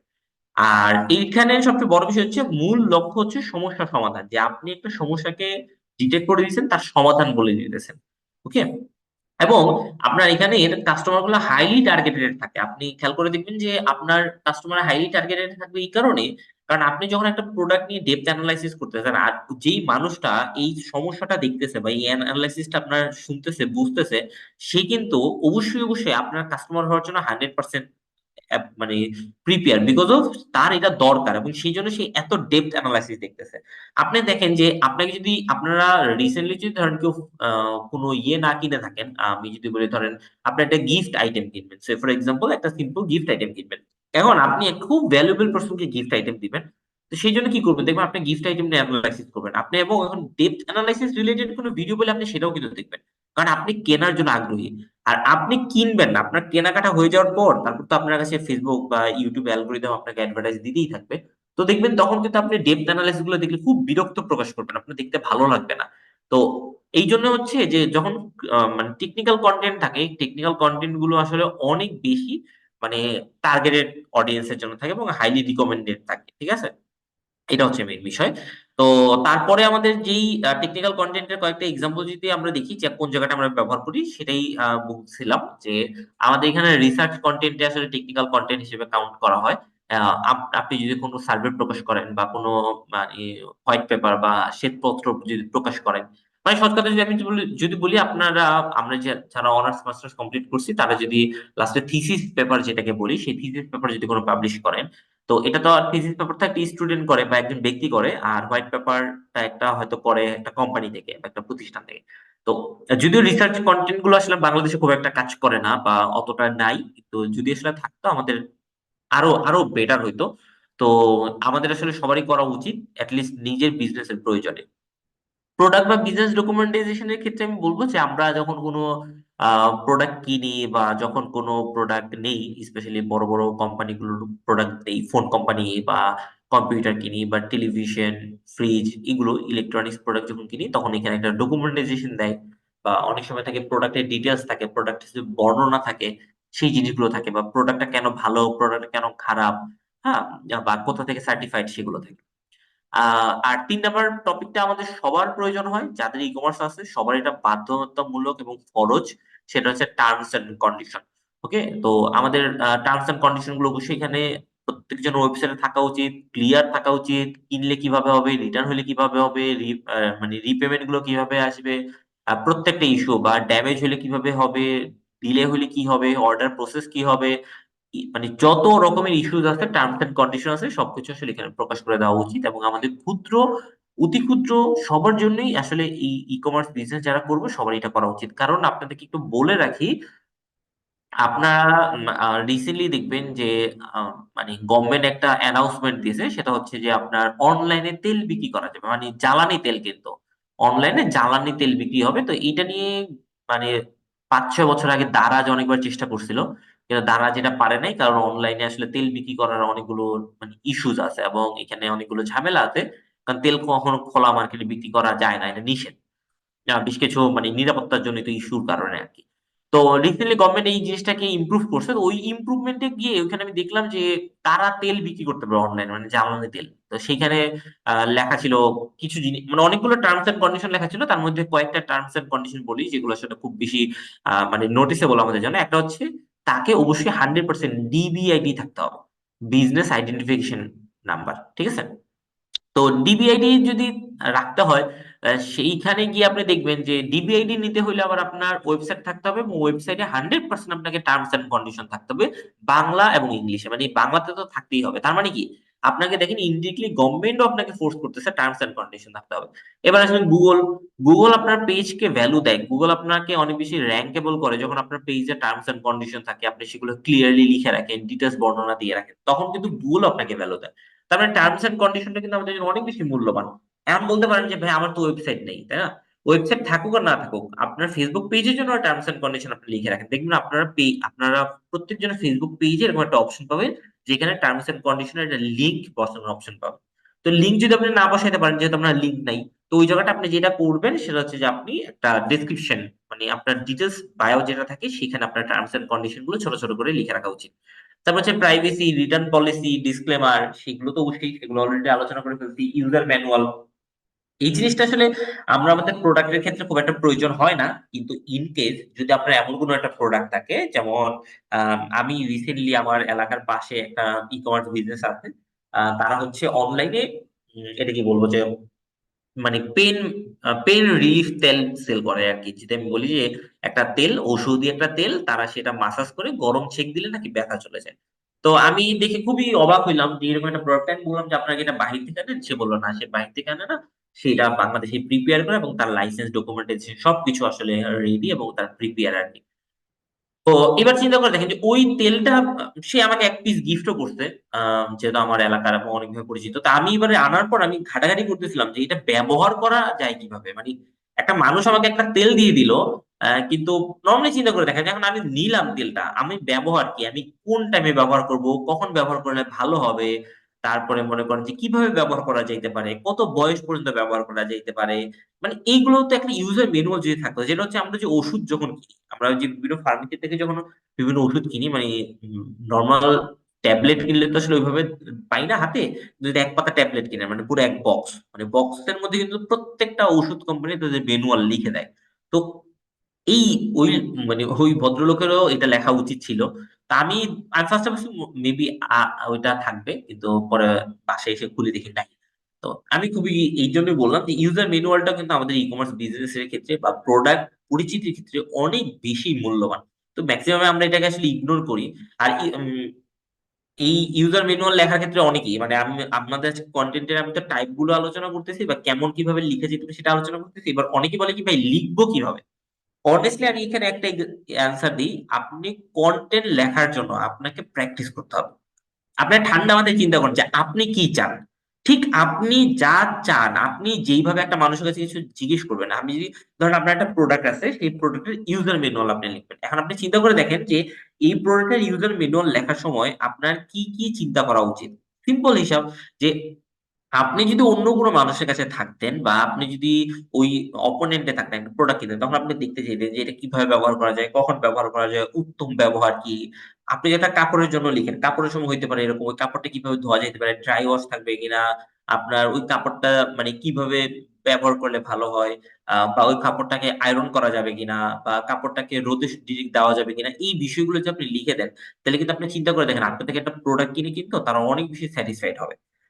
ইউজার ম্যানুয়ালের একটা মজার ইনফরমেশন আপনাদেরকে দিই। আপনারা যদিও বাংলাদেশে তো ম্যাকডোনাল্ডস নাই, তো ম্যাকডোনাল্ডস এর আপনি দেখবেন যে ওনাদের যে বিজনেসটা আছে আর কি, ম্যাকডোনাল্ডস যখন কোনো প্রোডাক্ট সেল করে, একটা বার্গার হোক বা একটা সে ওই যে এটাকে কি বলবো যে আলু ভাজা আর কি, ফ্রেঞ্চ ফ্রাই যদি সেল করে বা আদার যে আইটেমই সে সেল করে, প্রত্যেকটার মধ্যে তার একটা ইউজার ম্যানুয়াল থাকে। এখন বলতে পারেন যে ভাই সে তো প্রতিবার ইনস্ট্যান্ট ডেলিভারি দেয়, এটার মধ্যে ইউজার ম্যানুয়াল কিভাবে লেখা থাকে? খুবই সিম্পল, ওই ওই কত কত ক্যালোরি আছে, সে কি পাবে, সেটা কোথায় ভাজা, সে কোথা থেকে আনা হয়েছে, ওই প্রোডাক্টে কিভাবে প্রক্রিয়া করা হয়েছে, এই সবগুলোকে সে লিখে লিখে ইনশিওর করে দেয় এবং সে নিশ্চিত করে যে ভাই তুমি যদি আমার থেকে এই প্রোডাক্টটা নাও তাহলে তুমি এই জিনিসগুলো পাবা। মানে দেখেন যে একটা সিম্পল, সে প্রতিবার খাবার বিক্রি করতেছে সেইখানেও সেই জিনিসগুলোকে ইনশিওর করার চেষ্টা করে। আর আমরা তো একটা প্রোডাক্ট সেল করি, তাই না? সো আমাদের আসলে ইউজার ম্যানুয়াল যদি আপনারা ইমাজিন করেন যে আপনি আপনার একটা প্রোডাক্ট, সেই প্রোডাক্টে আপনি ইউজার ম্যানুয়াল দিয়ে দিলেন, এবং ওই ইউজার ম্যানুয়ালটা পাওয়ার পর কিন্তু মানে আপনার ক্লায়েন্ট একটা ওয়াও ফিল আসবে। কেন আসবে? সে তো এক্সপেক্টই করবে না যে একটা ই কমার্স, আপনার ব্র্যান্ড ইমেজটা কি পরিমাণ আপ হবে আপনি একবার ইমাজিন করেন, আপনি একবার ভাবেন যে আপনার ওই ব্র্যান্ড ইমেজটা সম্পর্কে তার কি একটা পজিটিভ ভাইব আসবে যে হ্যাঁ ও অনলাইন বিজনেস করলে ও কিন্তু হেন তেন অনলাইন বিজনেস করে না। ওর নিশ্চয়ই, নাহলে কি সেই মানে তার ধারণাই পাল্টে যাবে। আপনি নিজে একবার তার জায়গায় বসে চিন্তা করে দেখেন, ঠিক আছে? তারপর হচ্ছে কাস্টমারের সাথে মানে চ্যাটবটের রেসপন্স করা, এটা তো খুবই সিম্পল একটা জিনিস এবং টেকনিক্যালি আসলে এগুলো ডিল করা। এই বাকি জিনিসগুলো হচ্ছে আসলে খুবই নরমাল। তবে ল্যান্ডিং পেজ বা ওয়েবসাইট কন্টেন্টের ক্ষেত্রে একটা কথা বলি আপনাদেরকে, ল্যান্ডিং পেজটা আসলে সাজাই, আমরা তো সবাই ল্যান্ডিং পেজ সম্পর্কে কম বেশি সবারই আইডিয়া আছে, সবাই জানি। তো এইখানে আসলে আমাদের টেকনিক্যাল কন্টেন্ট আসলে অনেক বেশি পুশ করতে হয়। ল্যান্ডিং পেজে থাকে আপনি মানে ল্যান্ডিং পেজ জিনিসটা কি, যে অনেকে ভাবে যে এসে ল্যান্ড করবে যে পেজে, সেই পেজে বিক্রি করে দিব আর প্রোডাক্ট দিয়ে দিব। আসলে তা না, আপনি এমন একটা পেজে নিয়ে আসবেন যাকে আপনি আপনার লয়াল কাস্টমারে কনভার্ট করে ফিউচারে তার কাছে আবার প্রোডাক্ট সেল করতে পারবেন। আর সেই ক্ষেত্রে নিশ্চয়ই আপনাকে ওই ডিপ অ্যানালাইসিসটা দিতে হবে। আপনাকে ওখানে কিছু রিসার্চ কন্টেন্ট যদি দিতে পারেন, কিছু টার্মস এন্ড কন্ডিশন তাকে বলে দিতে পারেন, ওইভাবে যদি তাকে দিতে পারেন, তার জন্য অনেক অনেক বেটার হবে। তো এটাই হচ্ছে বিষয় আমাদের। আহ আচ্ছা, যাই হোক, অনেকক্ষণ ধরে কথা বলতেছি। ওকে। তারপর যদি আসি যে কন্টেন্টের ক্ষেত্রে সবচেয়ে বেশি যেটা আসে সেটা হচ্ছে স্টোরি টেলিং। আপনি খুবই সিম্পল একটা জিনিস চিন্তা করেন যে আপনি যদি কোনো মানুষকে একটা গল্প মানে, ধরেন আমি যে আপনাদেরকে আজকে যে প্রেজেন্টেশন দিতেছি, দেখেন আমি কিন্তু অনেকগুলো গল্প বলতেছি, অনেকগুলো সিনারিও আপনার সাথে কানেক্ট করার ট্রাই করতেছি। আমি যদি এটা না করে নর্মালি এক গাদা অনেকগুলো পয়েন্ট আপনাদেরকে বলে যেতাম, আপনারা কিন্তু আসলে আপনি কানেক্ট করতে পারতেন না, আপনাদের জন্য খুব টাফ হইতো। তো আপনি আপনার কন্টেন্টে অবশ্যই অবশ্যই স্টোরি টেলিং করবেন। স্টোরি টেলিং অনেক ধরনের হয়। আমি যদি একদম পুরো সাহিত্যিকের ভাষায় বলি যে স্টোরি টেলিং এর প্যাটার্ন গুলো যদি নর্মালি কিরকম হয়, যে আপনি বৈঠকি ভাষায় বলতে পারেন, যে আপনি একটা মানুষের সাথে আলোচনা করতেছেন এই ভাষায় লিখতে পারেন। আপনি এটা না বলে একটা গল্পের ছলে তাকে বলতে পারেন, গল্পের ছলে বলতে আপনি একটা গল্প ক্রিয়েট করে তাকে এই জিনিসগুলো জানাইতে পারেন। অথবা হচ্ছে আপনি অন্য কারো মাধ্যমে, মানে এটাকে কি বলে, ন্যারেটরের মাধ্যমে, যে একজন উত্তম ব্যক্তির মাধ্যমে, যে প্রথম পুরুষ থাকবে যার মাধ্যমে আপনি গল্পটা প্রেজেন্ট করবেন, যে একজন গল্প বলতেছে সেই অনুপাতে গল্প এখানে লিখে দিতে পারেন। এরকম অনেকভাবে কিন্তু আপনি আপনার স্টোরি গুলোকে সাজাইতে পারেন এবং স্টোরি টেলিং গুলো করতে পারেন। স্টোরি টেলিং এর একটা কমন জিনিস আপনাদেরকে বলি যে যেটা আপনারা দেখবেন, আপনারা কম বেশি সবাই এর মধ্যেই এটা দেখবেন, যে তা হচ্ছে যে স্টোরি টেলিং এর ক্ষেত্রে খুব রিপিটেডলি যেটা হয় সেটা হচ্ছে যে ওই গল্পটা প্রিপেয়ার, মানে ওই প্রোডাক্টটা প্রিপেয়ারের গল্প, ওই বিজনেসটা কিভাবে জার্নি হইলো, ওই বিজনেসটা কিভাবে শুরু হইলো, ওই প্রোডাক্টটা কেন এইভাবে তৈরি করা হয়, বা ওই প্রোডাক্টটার কি এমন ইউনিকনেস আছে, আর ইউনিকনেসটা কোন থট প্রসেস থেকে আসছে। এরকম করে আমি একটা, আমার মানে আমার লাইফের স্টোরি টেলিং এর মানে প্রথম যেই জিনিসটা আমার এখনো মনে আছে সেটা যদি আমি বলি, যে এটা নাটকের গল্প বলি আমি আপনাদেরকে, যে সেটা হচ্ছে যে হাউসফুল, এনটিভিতে প্রচার হইতো, সেটা 2010-11 সালের দিকে মেবি নাটকটা প্রচারিত হইতো। তো ওই নাটকটা বেশ ইন্টারেস্টিং, 112 পর্বের।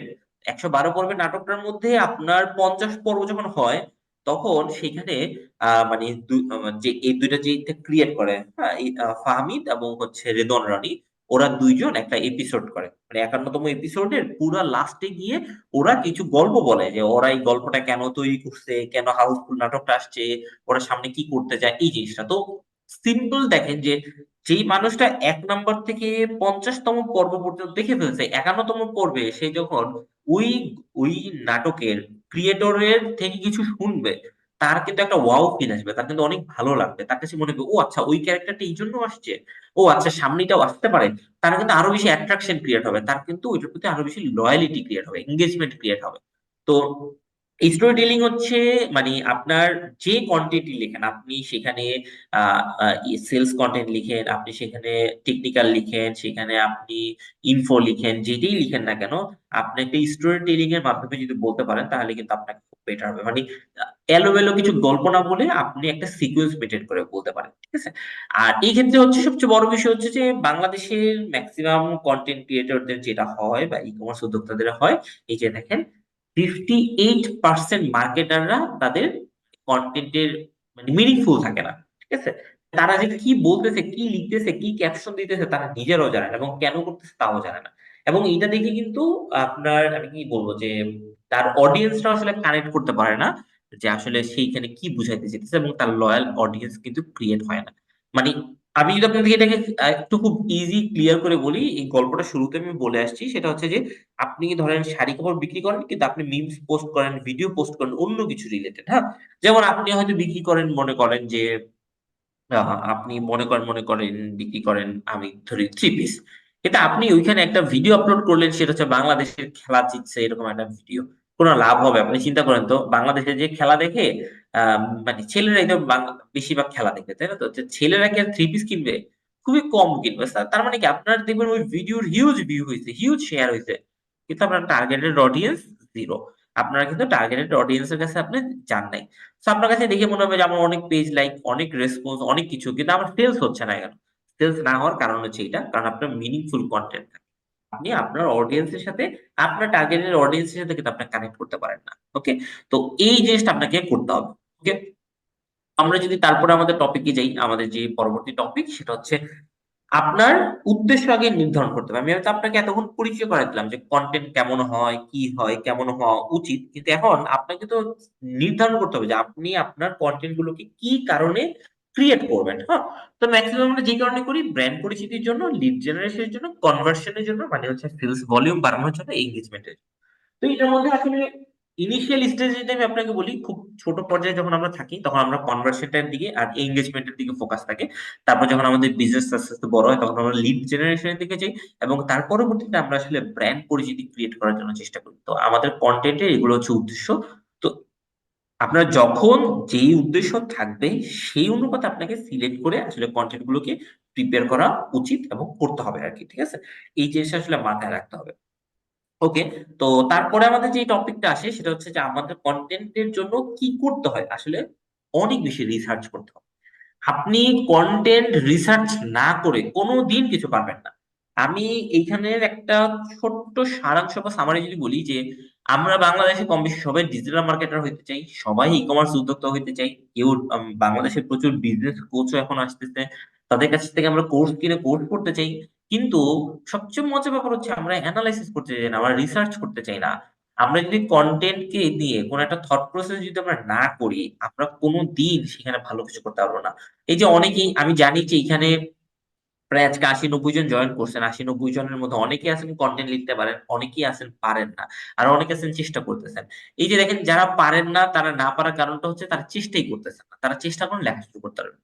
কেউই কন্টেন্ট শুরু দিনই লিখতে পারে না, চেষ্টা চেষ্টা এবং চেষ্টা। আমি কন্টেন্টের একটা বড় এক্সাম্পল দিই, সেটা হচ্ছে সবচেয়ে বড় এক্সাম্পল সেটা হচ্ছে বাংলাদেশের হুমায়ুন আহমেদ। বাংলাদেশের হুমায়ুন আহমেদ কিন্তু পড়াশোনা করছেন সায়েন্স ব্যাকগ্রাউন্ডে। উনি পিএইচডি করছেন হচ্ছে কেমিস্ট্রির উপর, এবং উনি কিন্তু ফাইনালে ঢাকা ইউনিভার্সিটির কি ছিলেন, মানে ইয়ে ছিলেন, প্রফেসর ছিলেন, তাই না? তো লেকচারার ছিলেন। তো পরবর্তীতে দেখেন যে উনি সম্পূর্ণ চেঞ্জ করে কিসে চলে আসছেন, সাহিত্যিকে। এখন নর্মালি মনে হইতে পারে যে না, ওনার হয়তো ভিতরে লেখার একটা গুণ আছে। অবভিয়াসলি ওনার গুণ আছে, কিন্তু ওনার এই গুণটা অর্জন করার আগে ওনাকে অবশ্যই এবং 100% ওনাকে প্রচুর পড়াশোনা করতেছে। কি পড়াশোনা করতেছে? ওনাকে প্রচুর সাহিত্যিকের বই পড়তে হয়েছে, প্রচুর সাহিত্য মানে জানতে হয়েছে, অ্যানালাইসিস করতেছে। ওনার একটা সাক্ষাৎকার আছে, আপনারা দেখবেন যে উনি যখন কেমো নেওয়ার জন্য ইয়াতে চলে গেল, আমেরিকা চলে গেল। তো আমেরিকা থেকে যখন বাংলাদেশে আসছিল মাঝখানে একবার, তো তখন মহেশখালীতে ওনার ইন্টারভিউ নিয়েছিল চ্যানেল আই, তারপরে আহ ইন্ডিপেন্ডেন্ট টেলিভিশন, এরা বেশ কয়েকজন অনেকজন মিলে একটা রিভিউ মানে ইন্টারভিউ নিয়েছিল, বলতে যে উনি গল্পের ছলে অনেক কিছু বলছিল। তো ওইখানে উনি বলছিল যে আমি যদি দৈনিক এতটা করে বই পড়ি তাহলে আমার মানে সারা জীবনে ৭০ বছর জীবনে আমি ১০,০০০ বা ১৫,০০০ বই পড়তে পারবো। তো উনি তখন বলছিল যে আমার সারা জীবনে সব বই পড়ে শেষ করা সম্ভব না, কিন্তু শেষ করতে পারলে ভালো হতো। আপনার ইন্টারভিউটা দেখেন তো। এখন চিন্তা করে দেখেন যে ওনার মতো একজন সাহিত্যিক বই পড়ে পড়ে পড়ে পড়ে তারপরে ওনাকে মানে হিউজ পরিমাণে কি করতে হয়েছে, যে বিস্তর জ্ঞান রিসার্চ নিতে হয়েছে। দেন উনি ওনার নিজেকে প্রকাশ করার জন্য একটা ওয়ে বের করে নিয়েছেন। ওনার অবশ্যই গুণ ছিলেন প্রয়োজন, কিন্তু ওনার এই গুণটা প্রকাশ করার জন্য তো ওনাকে অনেক কিছু লার্ন করতে হয়েছে। তা আমাদেরও এটা করতে হয়, কিন্তু আসলে আমরা ম্যাক্সিমাম উদ্যোক্তারা সেটা করতে চাই না। এটা আমাদের জীবনের একটা চরম ব্যর্থতা। আপনাদেরকে আরো একটা জগৎ বিখ্যাত উদাহরণ দেই, যেটা হচ্ছে বাংলা সাহিত্যের একদম পুরো একদম একদম কোর লেভেলে আছে। সেটা হচ্ছে যে বাংলা সাহিত্যের প্রথম সার্থক উপন্যাস যে লিখেন, বঙ্কিমচন্দ্র চট্টোপাধ্যায়, ঠিক আছে? উনি হচ্ছেন বাংলাদেশের প্রথম সার্থক উপন্যাস লিখেন। তো এবার চিন্তা করেন যে সার্থক উপন্যাস কি। আমি যদি আপনাদের ই কমার্স কন্টেন্টের সাথে কানেক্ট করে দিই যে ই কমার্স কন্টেন্টের জন্য সার্থকতা কি, আমি আপনাদেরকে এটা না পরের টপিকে নিয়ে আলোচনা করবো। তো ওইখানে আপনি দেখবেন যে তিনটা সার্থকতা থাকবে, যে আপনার ফার্স্টে একটা হেডিং থাকতে হবে, আইকেজি থাকতে হবে, একটা বডি থাকতে হবে, কল টু অ্যাকশন থাকতে হবে। এটা হচ্ছে ই কমার্সের একটা সার্থক প্যাটার্নের মতো। তো সাহিত্যিকের জন্য এরকম প্রায় ১৭টা ১৮টার মতো একটা সার্থক প্যাটার্ন থাকে, যেই সেই ১৭-১৮টা উপাদান যদি একটাই উপন্যাসে থাকে তাহলে তাকে আমরা সার্থক উপন্যাস বলি। তো বাংলাদেশের প্রথম সার্থক উপন্যাস লিখছে কপালকুণ্ডলা, আর সেটা লিখছে হচ্ছে আপনার বঙ্কিমচন্দ্র চট্টোপাধ্যায়। তো বঙ্কিমচন্দ্র চট্টোপাধ্যায়, একটা মজার জিনিস হচ্ছে যে তার আগে যে কেউ সার্থক উপন্যাস লেখার চেষ্টা করে না তা কিন্তু না, সবাই চেষ্টা করছে কিন্তু কেউ পারে নাই। এমনও আছে যে সেখানে ১৭টা উপাদান থাকা দরকার, ১৫টা উপাদান পর্যন্ত একজন লিখে মানে রাখতে পারছেন, কিন্তু তারপরে পারেননি। তো ওইটাকে বলা হয় মানে অসম্পূর্ণ উপন্যাস আর কি, সার্থক উপন্যাস এরকম। এবার বঙ্কিমচন্দ্র আসলে কি ছিলেন জানেন? বঙ্কিমচন্দ্র তৎকালীন সময়ের আসলে একজন সরকারি কর্মকর্তা ছিলেন, এবং তো উনি দেশ বিদেশ প্রচুর ঘুরতেন আর প্রচুর বই পড়তেন। উনি বই এত বেশি পড়তেন যে উনি বাংলা, তারপর উর্দু, ফার্সি, আমেরিকান, ইউরোপিয়ান এই যত মানে উপন্যাস আছে সব উনি পড়তে পড়ে উনি কিন্তু জ্ঞান আহরণ করতেন, এবং উনি জানছে। জানার পর উনি বুঝতে পারছে আচ্ছা ঠিক আছে, আমি ১৭টা এলিমেন্টকে এইভাবে প্লেসমেন্ট দিতে পারি, এবং ফাইনালি উনি কিন্তু সার্থক উপন্যাসটা লিখতে পারছেন। তার মানে দেখেন যে এই পুরা এই দুইটা গল্প, হুমায়ুন আহমেদ আধুনিক যুগের মানুষ, বঙ্কিমচন্দ্র আমাদের সেই মধ্যযুগের মানুষ, আর বর্তমানে হচ্ছে আপনারা এখনকার মানুষ, তো সবার জন্যই কিন্তু আপনাকে অনেক বেশি রিসার্চ করতে হবে, জ্ঞান আর মানে লার্ন করতে হবে। লার্নিং আপনার শেষ করা যাবে না। হুম। তো যাই হোক, এই বিস্তারিত রিসার্চ করার ক্ষেত্রে আপনাকে আসলে কয়েকটা জিনিস ফোকাস রাখতে হবে। আপনাদেরকে একটু বলে রাখি, বিস্তারিত রিসার্চ করার জন্য আপনাকে ফার্স্টে আপনার কম্পিউটার অ্যানালাইসিস করতে হবে, যে আপনি যেই সেক্টরটি নিয়ে কাজ করবেন, আপনি যে জিনিসটা নিয়ে কাজ করবেন, সেই জিনিসটায় আপনার কি অবস্থা, আপনার কম্পিটিটরদের কি অবস্থা, তারা আসলে কতটুকু ভ্যালু প্রোভাইড করতে পারতেছে, আপনি কি তার চেয়ে বেশি ভ্যালু প্রোভাইড করতে পারবেন কিনা। কিওয়ার্ড রিসার্চ খুবই জরুরি, খুবই গুরুত্বপূর্ণ। যারা এসইও করেন বা করবেন বা জানেন, তারা তো এটা মানে জানেনই, আর যারা জানেন না তারা একটু জেনে নিবেন। বা আমি যদি সময় পাই বা সুযোগ পাই, আমিও দরকার হলে এসইওর উপর একটা ক্লাস আপনাদেরকে নিয়ে দিব, এই কিওয়ার্ড রিসার্চের উপর, যে আপনি আপনার কিওয়ার্ড গুলোকে কিভাবে সিলেক্ট করে নেবেন। সোশ্যাল মিডিয়া, যে আপনি কোন সোশ্যাল মিডিয়ায় কোন প্ল্যাটফর্মে যাবেন, কেন যাবেন, কিভাবে যাবেন, কেন গেলে আপনি আপনার টার্গেটেড অডিয়েন্সকে পাবেন, এই জিনিসগুলো। তারপর হচ্ছে কন্টেন্ট গ্যাপ। এই জিনিসটা হচ্ছে সবচেয়ে গুরুত্বপূর্ণ। দেখেন, আপনি আপনার কম্পিউটার অ্যানালাইসিস করলেন, করে দেখলেন আপনার কম্পিটিটর আপনার চেয়ে ভালো কন্টেন্ট লিখে, কিওয়ার্ডও আছে যেগুলো আপনি বিট করতে পারতেছেন না, সোশ্যাল মিডিয়াও তারা সব জায়গায় অ্যাক্টিভ, আপনিও সব জায়গায় অ্যাক্টিভ, কিন্তু আপনি দেখলেন যে তাদের কিছু কিছু কন্টেন্ট আছে, যে কন্টেন্ট গুলো তাদের নাই, যেগুলো আপনি দিতে পারবেন। এই কন্টেন্ট গ্যাপটা খুঁজে বের করা কিন্তু এরকম কোনো টুলস নাই, অটোমেটিক কোনো টুলস নাই যে আপনি আসলেন, বসলেন, দিলেন, আপনাকে বলে দিবে, ঠিক আছে। যতই এআই আসুক না কেন, এইটা আপনার ব্রেন স্টর্মিং করেই নিতে হবে। মানুষের হিউম্যান ব্রেনের চেয়ে শক্তিশালী এআই এই পৃথিবীতে আর কিছু নেই, তো আপনাকে এখানে ব্রেন স্টর্মিং করতেই হবে। আর ফাইনালি যে জিনিসটা করতে হয় আসলে, সেটা হচ্ছে প্ল্যাটফর্ম গাইডলাইন। আমি আপনাদের শুরুতেই বলছি যে এক এক প্ল্যাটফর্ম এক এক গাইডলাইন ফলো করে, এবং সেই গাইডলাইন গুলোকে ফলো করি আমাদের আসলে সেই প্ল্যাটফর্ম গুলোকে ব্যবহার করা উচিত। তা না হলে কিন্তু আমরা অনেক বেশি কট খাবো। আপনারা দেখবেন অনেকেই ফেসবুক মানে পেজ ব্যান্ড হয়ে যায়, হারায় যায়, ডিসেবল হয়ে যায়, অনেকে এরকম দেখেন, এবং আপনাদের নিশ্চয়ই আপনাদেরও কারো কারো হইতে পারে এরকম। তো আমি কিন্তু সেই 16-17 সাল থেকে কিন্তু আমার পেজ স্টিল না, আমার একটা পেজ পর্যন্ত মানে ডিসেবল হয়নি কোনোদিন। হ্যাঁ। তো 16-17 সাল থেকে এখন পর্যন্ত যত পেজ আছে, সব পেজ স্টিল না বহাল তবিয়ত আছে। তার মানে ওই প্ল্যাটফর্ম গাইডলাইনটাকে আপনাকে খুব স্ট্রংলি আসলে ফলো করতে হবে।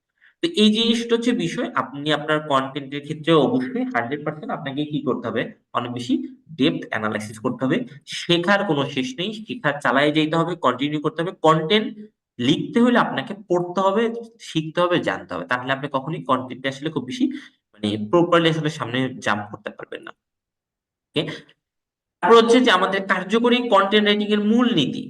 আমি আসলে এই হেডিংটাকে রাখছি এই জন্য যে মূলনীতি, যে আমার একটা কন্টেন্টের মূলনীতি কেমন হওয়া উচিত বা কি হওয়া উচিত। দেখেন, প্রথম কথা হচ্ছে বিভিন্ন স্টাইল এবং টোন সম্পর্কে জানা। এই যে আমি আপনাদেরকে শুরুতেই আজকের একটা পর্যায়ে বলতেছিলাম যে আপনি আপনার স্টোরি টেলিং কিভাবে বলতে পারেন, এইভাবে বলতে পারেন, এই বিষয়গুলো আপনাকে আসলে জানতে হবে।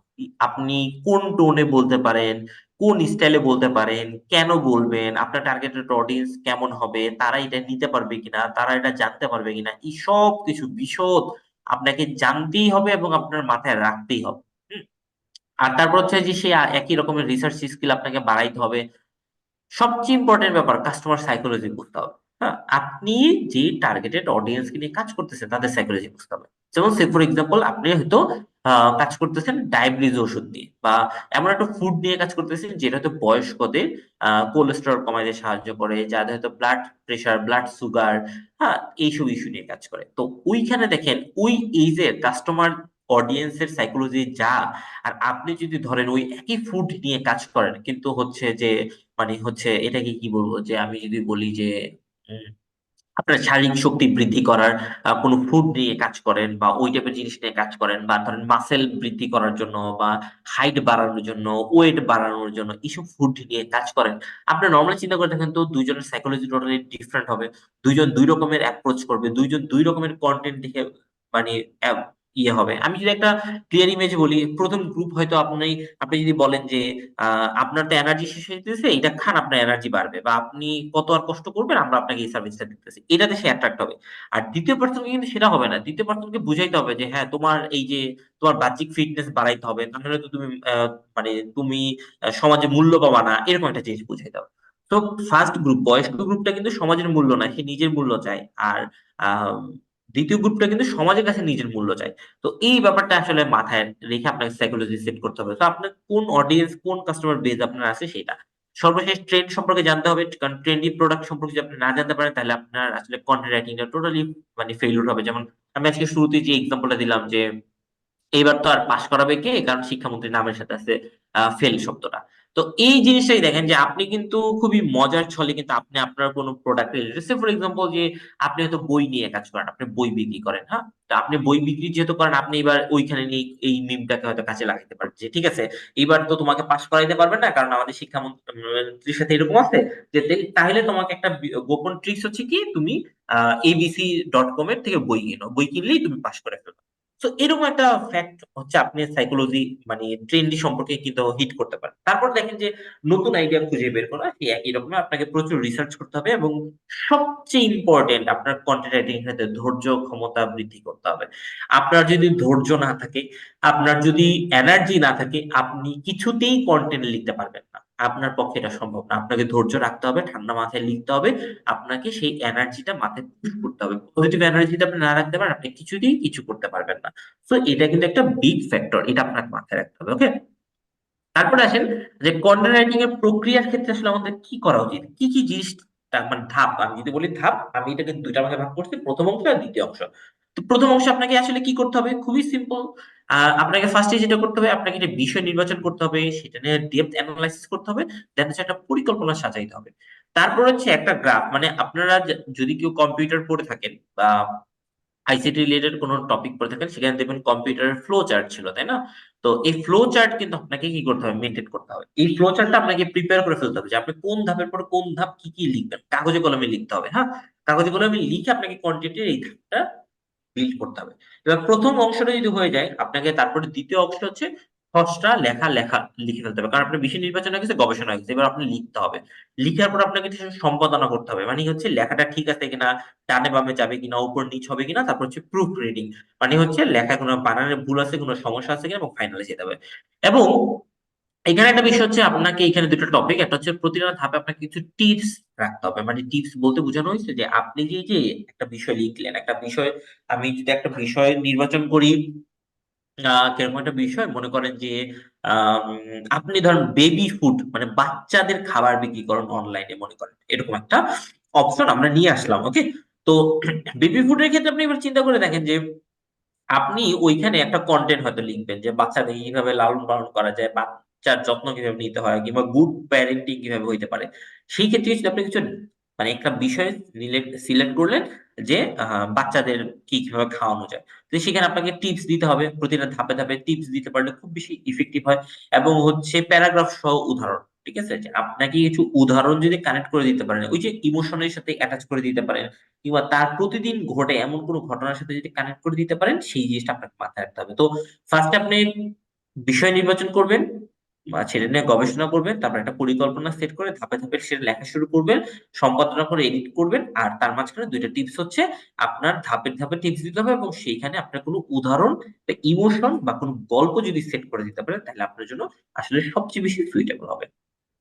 তো তারপরে হচ্ছে যে আমি যেটা বলছিলাম যে একটা কন্টেন্টের ধারা কেমন হওয়া উচিত, যে একটা আপনি ই কমার্সের জন্য কন্টেন্ট আসলে কিভাবে, প্রথম কথা আপনাকে একটা হুক থাকতে হবে, একটা বডি, একটা কল টু অ্যাকশন থাকতে হবে। হুক বলতে আপনি কোন কাস্টমারকে সেগমেন্টেড করে লিখবেন, তাদের জন্য একটা হেডলাইন থাকতে হবে, এটা হচ্ছে আপনার হুক।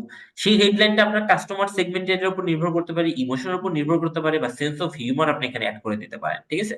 তারপর হচ্ছে ওই টাইটেলের পর আপনার ডেসক্রিপশনে আসি, ওই ডেসক্রিপশনে থাকবে যে ওইখানে অবশ্যই তথ্য নির্ভর হতে হবে, স্টোরি টেলিং থাকতে হবে, এবং হচ্ছে কাস্টমার কি বেনিফিট পাবে সেই জিনিসগুলো থাকতে হবে। এখন দেখেন, আমি যে এখানে যে পয়েন্ট গুলো বলছি সবগুলো থাকতে হবে ব্যাপারটা তা না, আমি বলতেছি এরকম করে আপনাকে লিখতে হবে hook, body, call to action. হুকে কি কি কি প্যাটার্নে আপনি ফলো করতে পারেন, বডিতে কি প্যাটার্ন ফলো করতে পারেন, এবং কল টু অ্যাকশনে আপনি কি প্যাটার্ন ফলো করতে পারেন। ওকে, তো দেন হচ্ছে কল টু অ্যাকশনে আপনাকে অবশ্যই অবশ্যই মাথায় রাখতে হবে, আপনি কিন্তু ডিরেক্টলি কাস্টমারকে অ্যাপ্রুভ মানে অ্যাপ্রোচ করতেছেন যে তুমি আমার থেকে প্রোডাক্টটা কিনো, যেটা হচ্ছে আমরা ফেসবুকে দেখি। যেমন হচ্ছে ফেসবুকে যে আমরা প্রায় সময় দেখি এরকম যে আপনাকে বিভিন্ন কিছু বলতেছে, এইটা ওইটা ভালো, এরকম এরকম ভালো, এরকম করা যায়, এরকম করা যায়, এবং ফাইনালি বলে আপনি যদি প্রোডাক্টটা কিনতে চান এখনই নিচে ডেসক্রিপশনে দেওয়া লিঙ্কে ক্লিক করেন, অথবা বলে যে এখনই যদি কিনতে চান আপনি অর্ডার নাওতে ক্লিক করেন, তাই না? তার মানে আপনাকে কল টু অ্যাকশনটা আপনাকে রাখতে হবে। হ্যাঁ, আর এই কল টু অ্যাকশনের ক্ষেত্রে একটা জিনিস মনে রাখবেন যে আপনার ভ্যালু নির্ভর করে এখানে আপনার কাস্টমারের আত্মবিশ্বাস প্রতিষ্ঠা করার ক্ষেত্রে এবং অ্যাকশনের করার ক্ষেত্রে। এই জিনিসগুলো আপনাকে ফোকাস রাখতে হবে যে এখানে আসলে কোন জিনিসটাতে সে কল টু অ্যাকশনে যাবে, কেন সে যাবে, ঠিক আছে? তো কন্টেন্ট লেখার ক্ষেত্রে আপনাকে এই তিনটা প্যারামিটার মাথায় রেখে আসলে সেট করা উচিত। একটা টাইটেল যেটা আপনাকে ফার্স্ট অ্যাট্রাকশন দিবে, একটা বডি, ছোট একটা ডেসক্রিপশন এবং কল টু অ্যাকশন যেটা দেখে কাস্টমার আপনার প্রতি অ্যাট্রাক্ট হবে বা কেনার চেষ্টা করবে বা কিনবে, ডিরেক্টলি আপনার প্রতি সেলস অ্যাপ্রোচ করবে। ওকে, তো দেন যদি থাকি, আমি যদি আসি যে আমাদের যে টপিক, আজকে পুরো টপিকের যেটা, সেটা হচ্ছে কন্টেন্টে যা যা থাকা প্রয়োজনীয়। প্রথম হচ্ছে ভিজুয়ালাইজেশন। ভিডিও দিতে পারলে খুবই ভালো, অ্যানিমেশন দিতে পারেন, আপনি নিজে কোনো ভিডিও করে দিতে পারেন, ফেস ভিডিও দিতে পারেন, অন্য কিছু মানে রিলেটেড প্রোডাক্ট ইমেজ মানে ভিডিও দিতে পারেন। এবং হচ্ছে আপনাকে কন্টেন্ট অপটিমাইজেশন হতে হবে, যেটা একটা টোটালি একটা এসইও রিলেটেড পার্ট। আপনাকে কন্টেন্ট অপটিমাইজেশন হতে হবে। এক্সাম্পল বলি, ধরেন আপনি একটা ভিডিও ক্রিয়েট করলেন, ভিডিও ক্রিয়েট করার পর দেখেন ওই ভিডিওটা আপনি যদি ফেসবুকে দেন, আপনি ফেসবুকে নর্মাল ভিডিও দেন তাহলে সেটার এক সাইজ হবে। আপনি যদি সেটা ইউটিউবে দেন সেটা আরেক সাইজ হবে। সেটা যদি আপনি ফেসবুকের রিলস, ইউটিউবের শর্টসে দেন, টোটালি ডিফারেন্ট সাইজ হবে। ইভেনচুয়ালি আপনি যদি ইনস্টাতে দিতে চান কিংবা হচ্ছে আহ এটাকে কি বলবো, যে টিকটকে দিতে চান, তাহলে ডিফারেন্ট ডিফারেন্ট সাইজে হইতে হবে। খুবই সিম্পল একটা এক্সাম্পল বললাম। এই যে বিভিন্ন সাইজে আপনাকে চাইতে হবে, এগুলো হচ্ছে আপনার কন্টেন্ট অপটিমাইজেশন। আর প্রুফ রিডিং, যেটা হচ্ছে ফাইনাল আপনি একটা ওভারভিউ পাবেন, ফাইনাল আপনি একটা ওভারভিউতে যাবেন যে আপনার এটা কেমন হচ্ছে, কি হচ্ছে, কি কেমন সবকিছু একটা আপনি একটা ফাইনাল ওভারভিউতে যাবেন এবং হচ্ছে ফাইনাল অ্যাপ্রুভাল পাবেন। সহজ কথা যদি আমি বলি, যে যেখানে আছে আপনি নিজেকে ফাইনাল ব্রাশ আপ করার একটা সুযোগ পাবেন। তো এই হচ্ছে বিষয়। এই তিনটা জিনিস আপনার কন্টেন্টের, এই যে যত কিছু আলোচনা করলাম সবকিছুর পর এই তিনটা জিনিস আপনার কন্টেন্টে অ্যাড করতেই হবে, করার চেষ্টা করা উচিত এবং করতে পারলে খুবই ভালো। ঠিক আছে, তো এই ছিল আজকের ই কমার্স কন্টেন্টের আলোচনায়। আপনারা চাইলে আমাকে ফেসবুকে ফলো করতে পারেন। ফেসবুকে ফান্ডামেন্টাল শরীফ লিখে সার্চ করলে আমার ফেসবুক পেজটা পেয়ে যাবেন। এবং সেখানে আমি content related, e commerce related, সমসাময়িক বিভিন্ন টপিক, আলোচনা, নিউজ, সমালোচনা সবই আসলে পোস্ট করার ট্রাই করি, শেয়ার করার ট্রাই করি। আমার নাম্বারটা হচ্ছে হোয়াটসঅ্যাপ, কারো কোনো কোশ্চেন থাকলে হোয়াটসঅ্যাপে নক করতে পারবেন যে কোনো সময়। আর আমার ইউটিউব চ্যানেলটা চাইলে সাবস্ক্রাইব করে নিতে পারেন। তো এই ছিল আমার আলোচনা। আর কারো কোনো কোশ্চেন যদি থাকে, আমি এখন কোশ্চেনের জন্য মানে আপনাদেরকে বলবো, কারো কোনো যদি প্রশ্ন থাকে।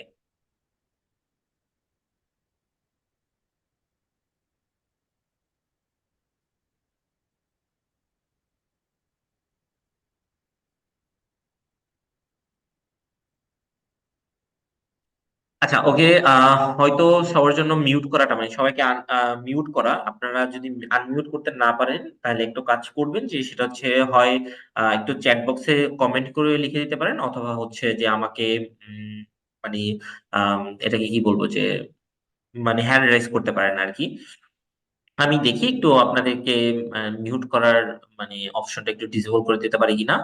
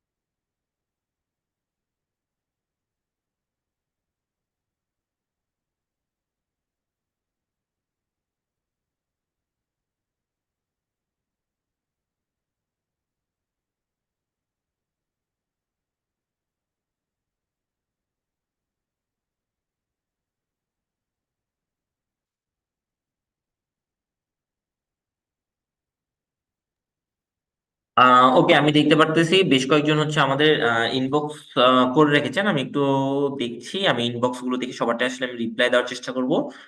ওকে, ক্লিয়ার। থ্রি পিস থেকে এখানে পুরনো শোনা যাচ্ছে না, জি। কেউ একটা ক্লাস নিয়েন, কিওয়ার্ড নিয়ে কেউ একটা ক্লাস নিয়েন। ওকে, কিওয়ার্ডের বিষয়টা আমি একটু বলে দিই। আহ, আমার কথা কি ক্লিয়ার শোনা যাচ্ছে? হ্যালো? ওকে। আমার কথা আশা রাখি ক্লিয়ার শুনতে পাচ্ছেন সবাই। ওকে। এখন কি আমার কথা ক্লিয়ার শুনতে পাচ্ছেন কিনা আশা রাখি। ওকে, শুনতে পাচ্ছেন সবাই। আমি এখানে দেখতে পাচ্ছি অনেকেই চ্যাট করেছেন, আমি এখানে একটু ক্লিয়ার করে দিচ্ছি প্রত্যেকটা ভিডিও। ওকে, এখানে লিখেছেন আচ্ছা কিভাবে পারফেক্টলি এসইও করা যায় এর উপর একটি ক্লাস নিলে ভালো হয়। ওকে, ঠিক আছে, আমরা অ্যাডমিনের কাছে অবশ্যই বলবো, আপনারা বললে হয়তো ভালো হবে। বা যে ফেসবুক পেজটা আপনাদের সাথে শেয়ার করা হয়েছে সেই ফেসবুক পেজে অবশ্যই অবশ্যই সবাই একটু ইনবক্স করবেন, তাহলে হয়তো ভালো হয়। ক্লাসের রেকর্ড ভার্সন পাওয়া যাবে কিনা, জি পাওয়া যাবে, ফেসবুক পেজে আপনারা পেয়ে যাবেন। বাংলাদেশ ই কমার্স ইনস্টিটিউশন যেটা আছে সেটা। ওকে। তারপর হচ্ছে ডিবিআইডি করতে কি কি লাগে। আসলে ডিবিআইডি করতে আপনার একটা ওয়েবসাইট লাগবে, ট্রেড লাইসেন্স লাগবে, এবং ওয়েবসাইটে বিস্তর ডিটেলস সবকিছু থাকতে হবে। আপনি যদি কখনো ইয়েতে লগ ইন করেন, ডিবিআইডি লিখে সার্চ করেন, আপনি একটা ওয়েবসাইট পেয়ে যাবেন এবং ওই ওয়েবসাইটে আপনি ডিটেলস বিস্তারিত ওইখানে সবকিছু লেখা আছে। আপনি জাস্ট ডিবিআইডি লিখে সার্চ করলেই খুব সহজে পেয়ে যাবেন। স্লাইড গুলো কি পাওয়া যাবে না ভাইয়া? স্লাইড গুলো পাওয়ার সম্ভাবনা আসলে খুবই কম। আপনারা আসলে ভিডিও পেয়ে যাবেন। আমাদের ফুল কোর্সটা করতে চাই। হ্যাঁ, ভাইয়ার সাথে থাকেন, আপনি অবশ্যই ফুল কোর্সটা পেয়ে যাবেন। Two boot camp target based of content writing or group share and where we share our post and okay review by ই ক্যাপ।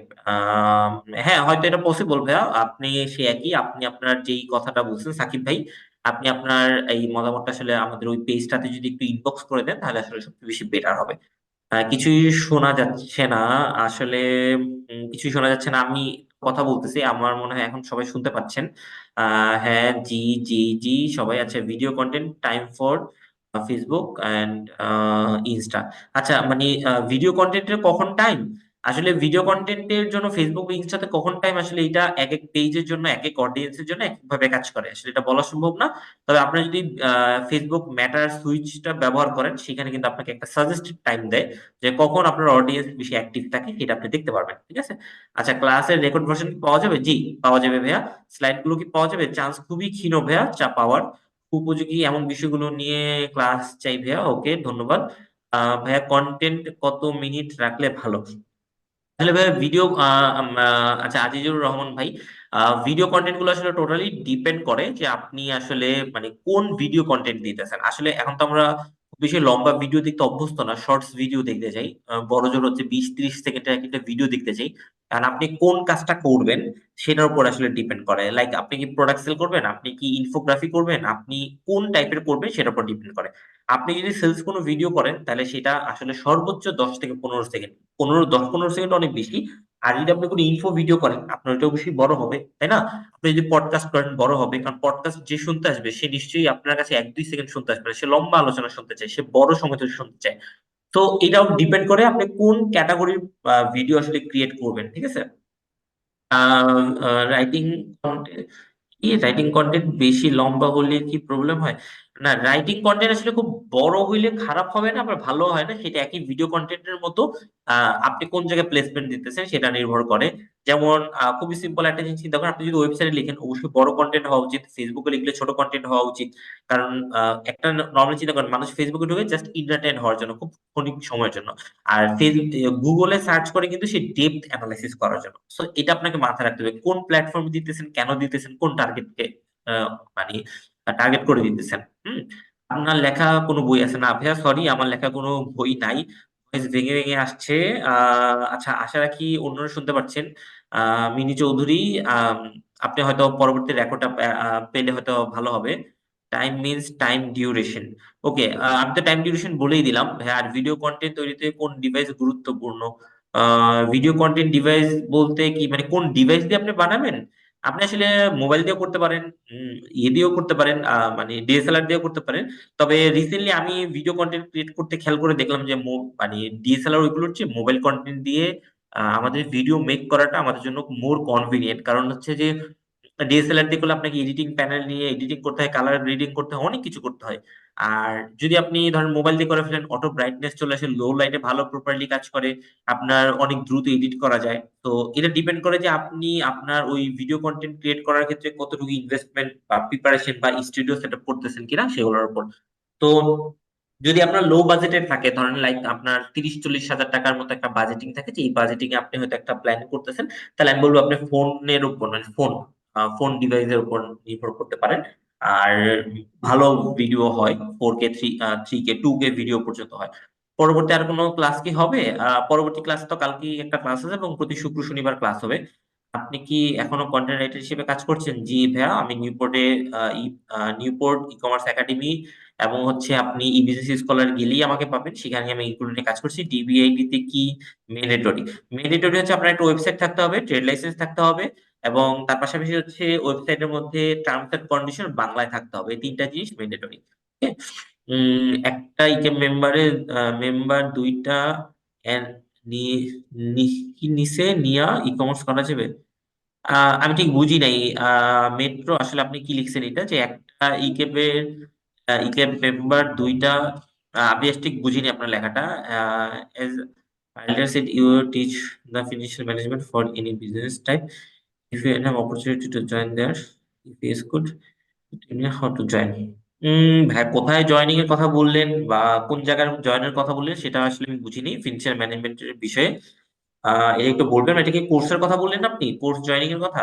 একটা ইকে মেম্বার মেম্বার দিয়ে আমি একাধিক নিউজ নিয়ে মাল্টি কমার্স করতে পারবো? একটা ইকেপ মেম্বার দিয়ে আমি একাধিক নিউজ পারবো কি না, যেহেতু আসলে আমি ঠিক বুঝিনি। আপনি এইটা যদি একটু ইয়েতে দেন, এটাকে কি বলবো, যে মানে পেইজে দেন। আচ্ছা, হেলদি ফুড এবং এডুকেশন টিউটোরিয়াল। আসলে ইকিবের মেম্বারের সাথে হেলদি ফুড বা এডুকেশনাল টিউটোরিয়াল কি জিনিসটা আমি ঠিক আসলে বুঝি নেই আসলে ভাইয়া। আমি হয়তো একটু বুঝতেছি না, মানে ওইটার সাথে এটা কিভাবে কানেক্টেড সেটা মাথায় আসতেছে না। আচ্ছা, সানিম মাহবুব ভাই, আচ্ছা, ফিনান্সিয়াল ম্যানেজমেন্টের কোনো কোর্স? হ্যাঁ, সামনে হয়তো আমাদের খুব দ্রুতই আসবে। আমাদের পেজে অ্যাক্টিভ থাকেন, কমিউনিকেট করেন, ওখানে হয়তো দেখতে পারবেন। ঠিক আছে, ওকে। আর কোনো কোশ্চেন আমি দেখতে পাচ্ছি না। আর আমি মিউট করার আসলে সিস্টেমটা আমার হাতে আপাতত নাই, সেই জন্য আমি আসলে পাচ্ছি না। আর সবাইকে একটা রিকোয়েস্ট করব, সবাই প্লিজ ফেসবুক আমার পেজটা একটু ফলো করবেন, ফান্ডামেন্টাল শরীফ। সেই পেজটাতে ফলো করলে আসলে আপনারা, আমি সেখানে চেষ্টা করি সবকিছু সমসাময়িক জিনিসগুলোকে আপডেট করতে এবং দিতে। ঠিক আছে? তো আর কারো কোনো কোশ্চেন আছে কিনা আমি দেখতে পাচ্ছি না। কারো কোনো কোশ্চেন থাকলে করতে পারেন। আর আমি দেখি আপনাদের জন্য ডিসেবল মানে আনমিউট করার কোনো অপশন পাই কিনা। আপনারা ভাইয়া ফেসবুকে গিয়ে লিখলেই পাবেন, ফান্ডামেন্টাল শরীফ লিখে সার্চ করলেই আমাকে খুব সহজে পেয়ে যাবেন। ঠিক আছে? আচ্ছা, সাইদ ভাই যদি আমার কথা শুনতে পান, ভাইয়া সবাইকে একটু আনমিউট করার অপশন যদি দিয়ে দিতেন খুব আসলে ভালো হতো আর কি। কোশ্চেন কোশ্চেনটা কতক্ষণ নেবেন? ভাইয়া খুব বেশি সময় নিব না, কারণ আমি কথা বলতে বলতে আমার গলা শুকিয়ে আসছে টোটালি। কারো যদি কোনো ওকে, কোশ্চেন থাকে তাহলে তো 2-3টা স্লাইড কোশ্চেন মোড নিব। স্লাইড মোডটা অফ করে দেন, শেয়ার আচ্ছা আচ্ছা মোডটা। ভাইয়া, আমি অফ করতেছি ভাইয়া। আহ ওকে ভাইয়া, আমি অফ করে দিচ্ছি ভাইয়া।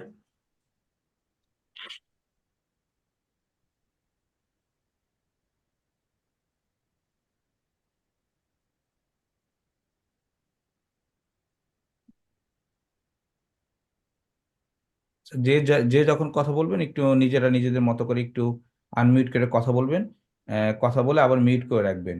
বাট কাইন্ডলি প্রশ্ন করা ছাড়া কেউ কাইন্ডলি আনমিউট করবেন না।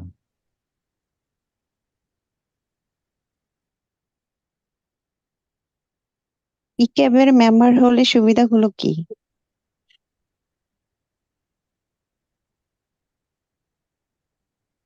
ভাইয়া, এটার অ্যান্সার মনে হয় আপনি দিলে ভালো হয়। আপু, আপনার এই ক্যাবের মেম্বার হলে সুবিধা কি, এটাতে আমরা একটা ভিডিও দিয়ে দিব নে।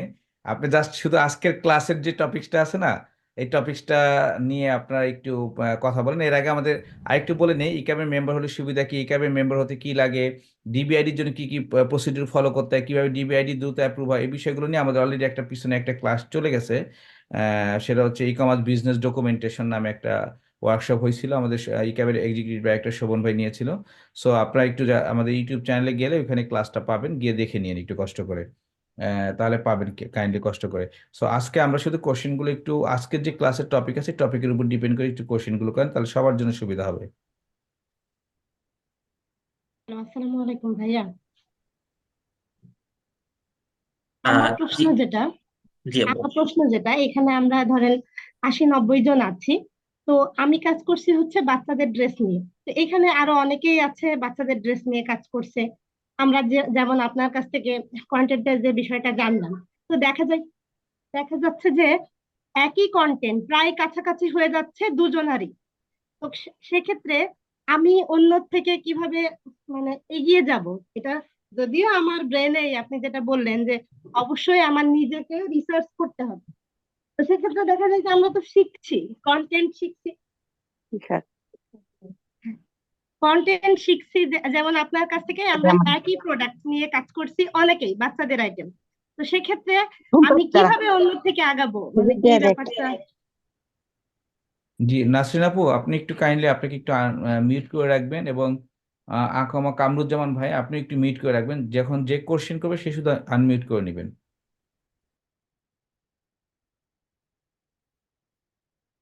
জি কামরুনা আপু বলেন।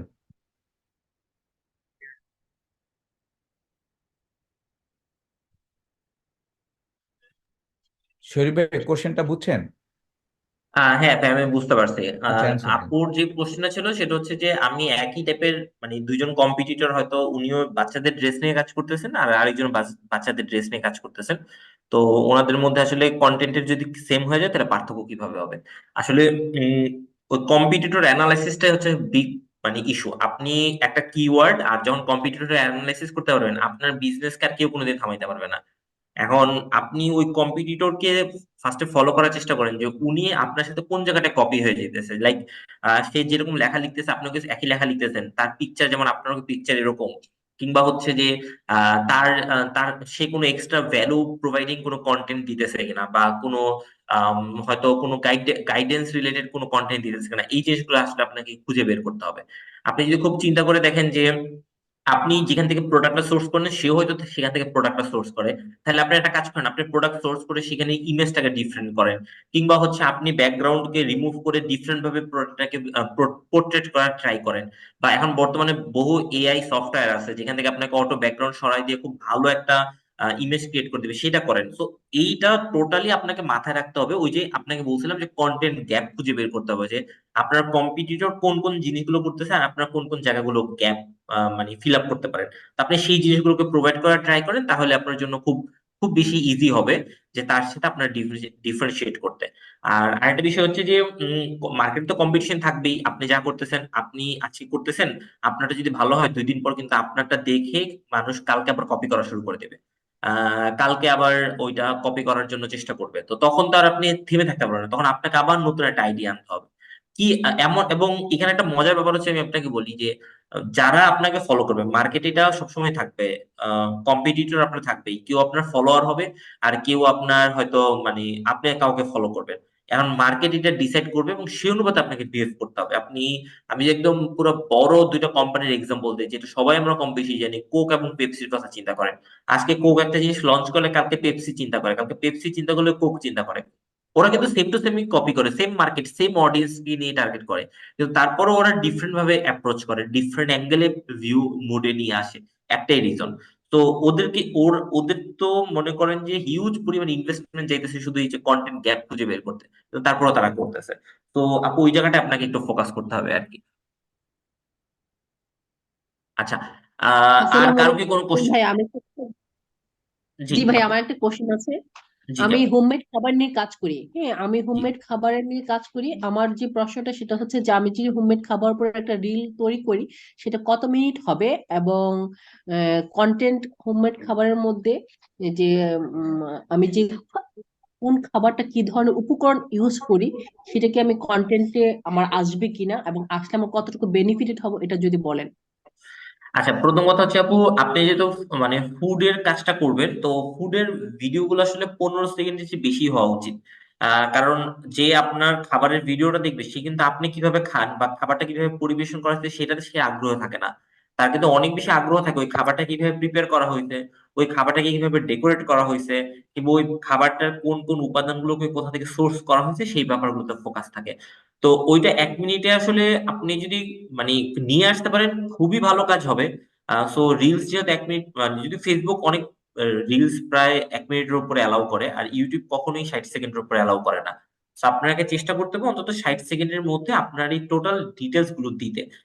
উপাদানগুলো দিতে পারলে খুব ভালো। যদি কোনো সিক্রেট উপাদান থাকে সেই ব্যাপারটা আপনি বলবেন যে এটা আমার সিক্রেট উপাদান, কিন্তু হয়তো কিছু সোর্স আপনি হাইড করে দিবেন, যেন সে আইডেন্টিফাই করতে না পারে যে এইটা কি। সে বুঝবে যে একটা উপাদান, এটার জন্য একটা টেস্ট বাড়তেছে, কিন্তু সেই উপাদানটা কোথা থেকে আনা হয়েছে বা কিভাবে প্রিপেয়ার করছে সেটা তো বলবেন না, যদি সেটা আপনার সিক্রেট হয়। আর যদি সেটা ওপেন হয় তাহলে বলে দিবেন যে কোথা থেকে কালেক্ট করছেন, কিভাবে করছেন।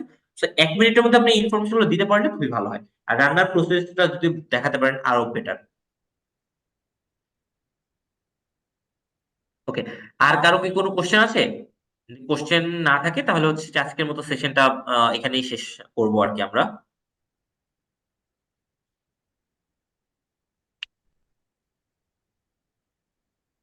আচ্ছা, মঈন ভাই আপনি হচ্ছেন হ্যান্ড রেজ করে রেখেছেন।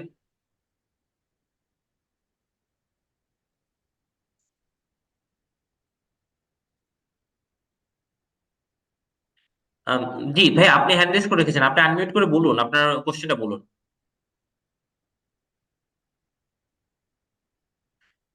ভাই মিউট করা হয়নি, এটা এখনো আনমিউট করা আছে, মানে সরি মিউট করা আছে আর কি, আনমিউট করুন।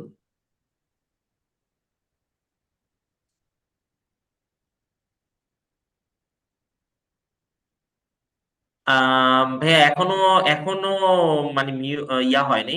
আচ্ছা, আরেকজন হ্যান্ড রেজ করেছেন, সে হচ্ছে কই যেন আমি দেখলাম, নিয়াজ ভাই না নিয়াজ মোর্শেদ, হ্যাঁ, আহ, নিয়াজ মোর্শেদ ভাই, আপনি আনমিউট করে বলুন আপনার প্রশ্নটা। আপনার প্রশ্নটা আজকে লাস্ট কোশ্চেন, তারপরে শেষ করে দেবো আজকে সেশনটা। আসসালামু আলাইকুম। জি, ওয়ালাইকুম আসসালাম। সুলতান বলছিলাম। জি, আসলে আমি আমার একটা স্ক্রিনটা দেখা যাচ্ছে না, কাজ করি ইউএস এর একটা বিউটি এবং ওয়েলনেস ইন্ডাস্ট্রি নিয়ে। আমার কন্টেন্ট গুলো তো আসলে বাইরে থেকে ওরা ওই কন্টেন্ট পাবলিশ করে, আমি কি এটাকে কোনো মডিফাই করে আমার পেজে দেবো, না আমি ওই কন্টেন্ট গুলো দিলেই আমার ভালো বুঝি নাই একটা ভাইয়া, ফল? ভাইয়া প্রশ্নটা বুঝি নাই, একবার বলবেন?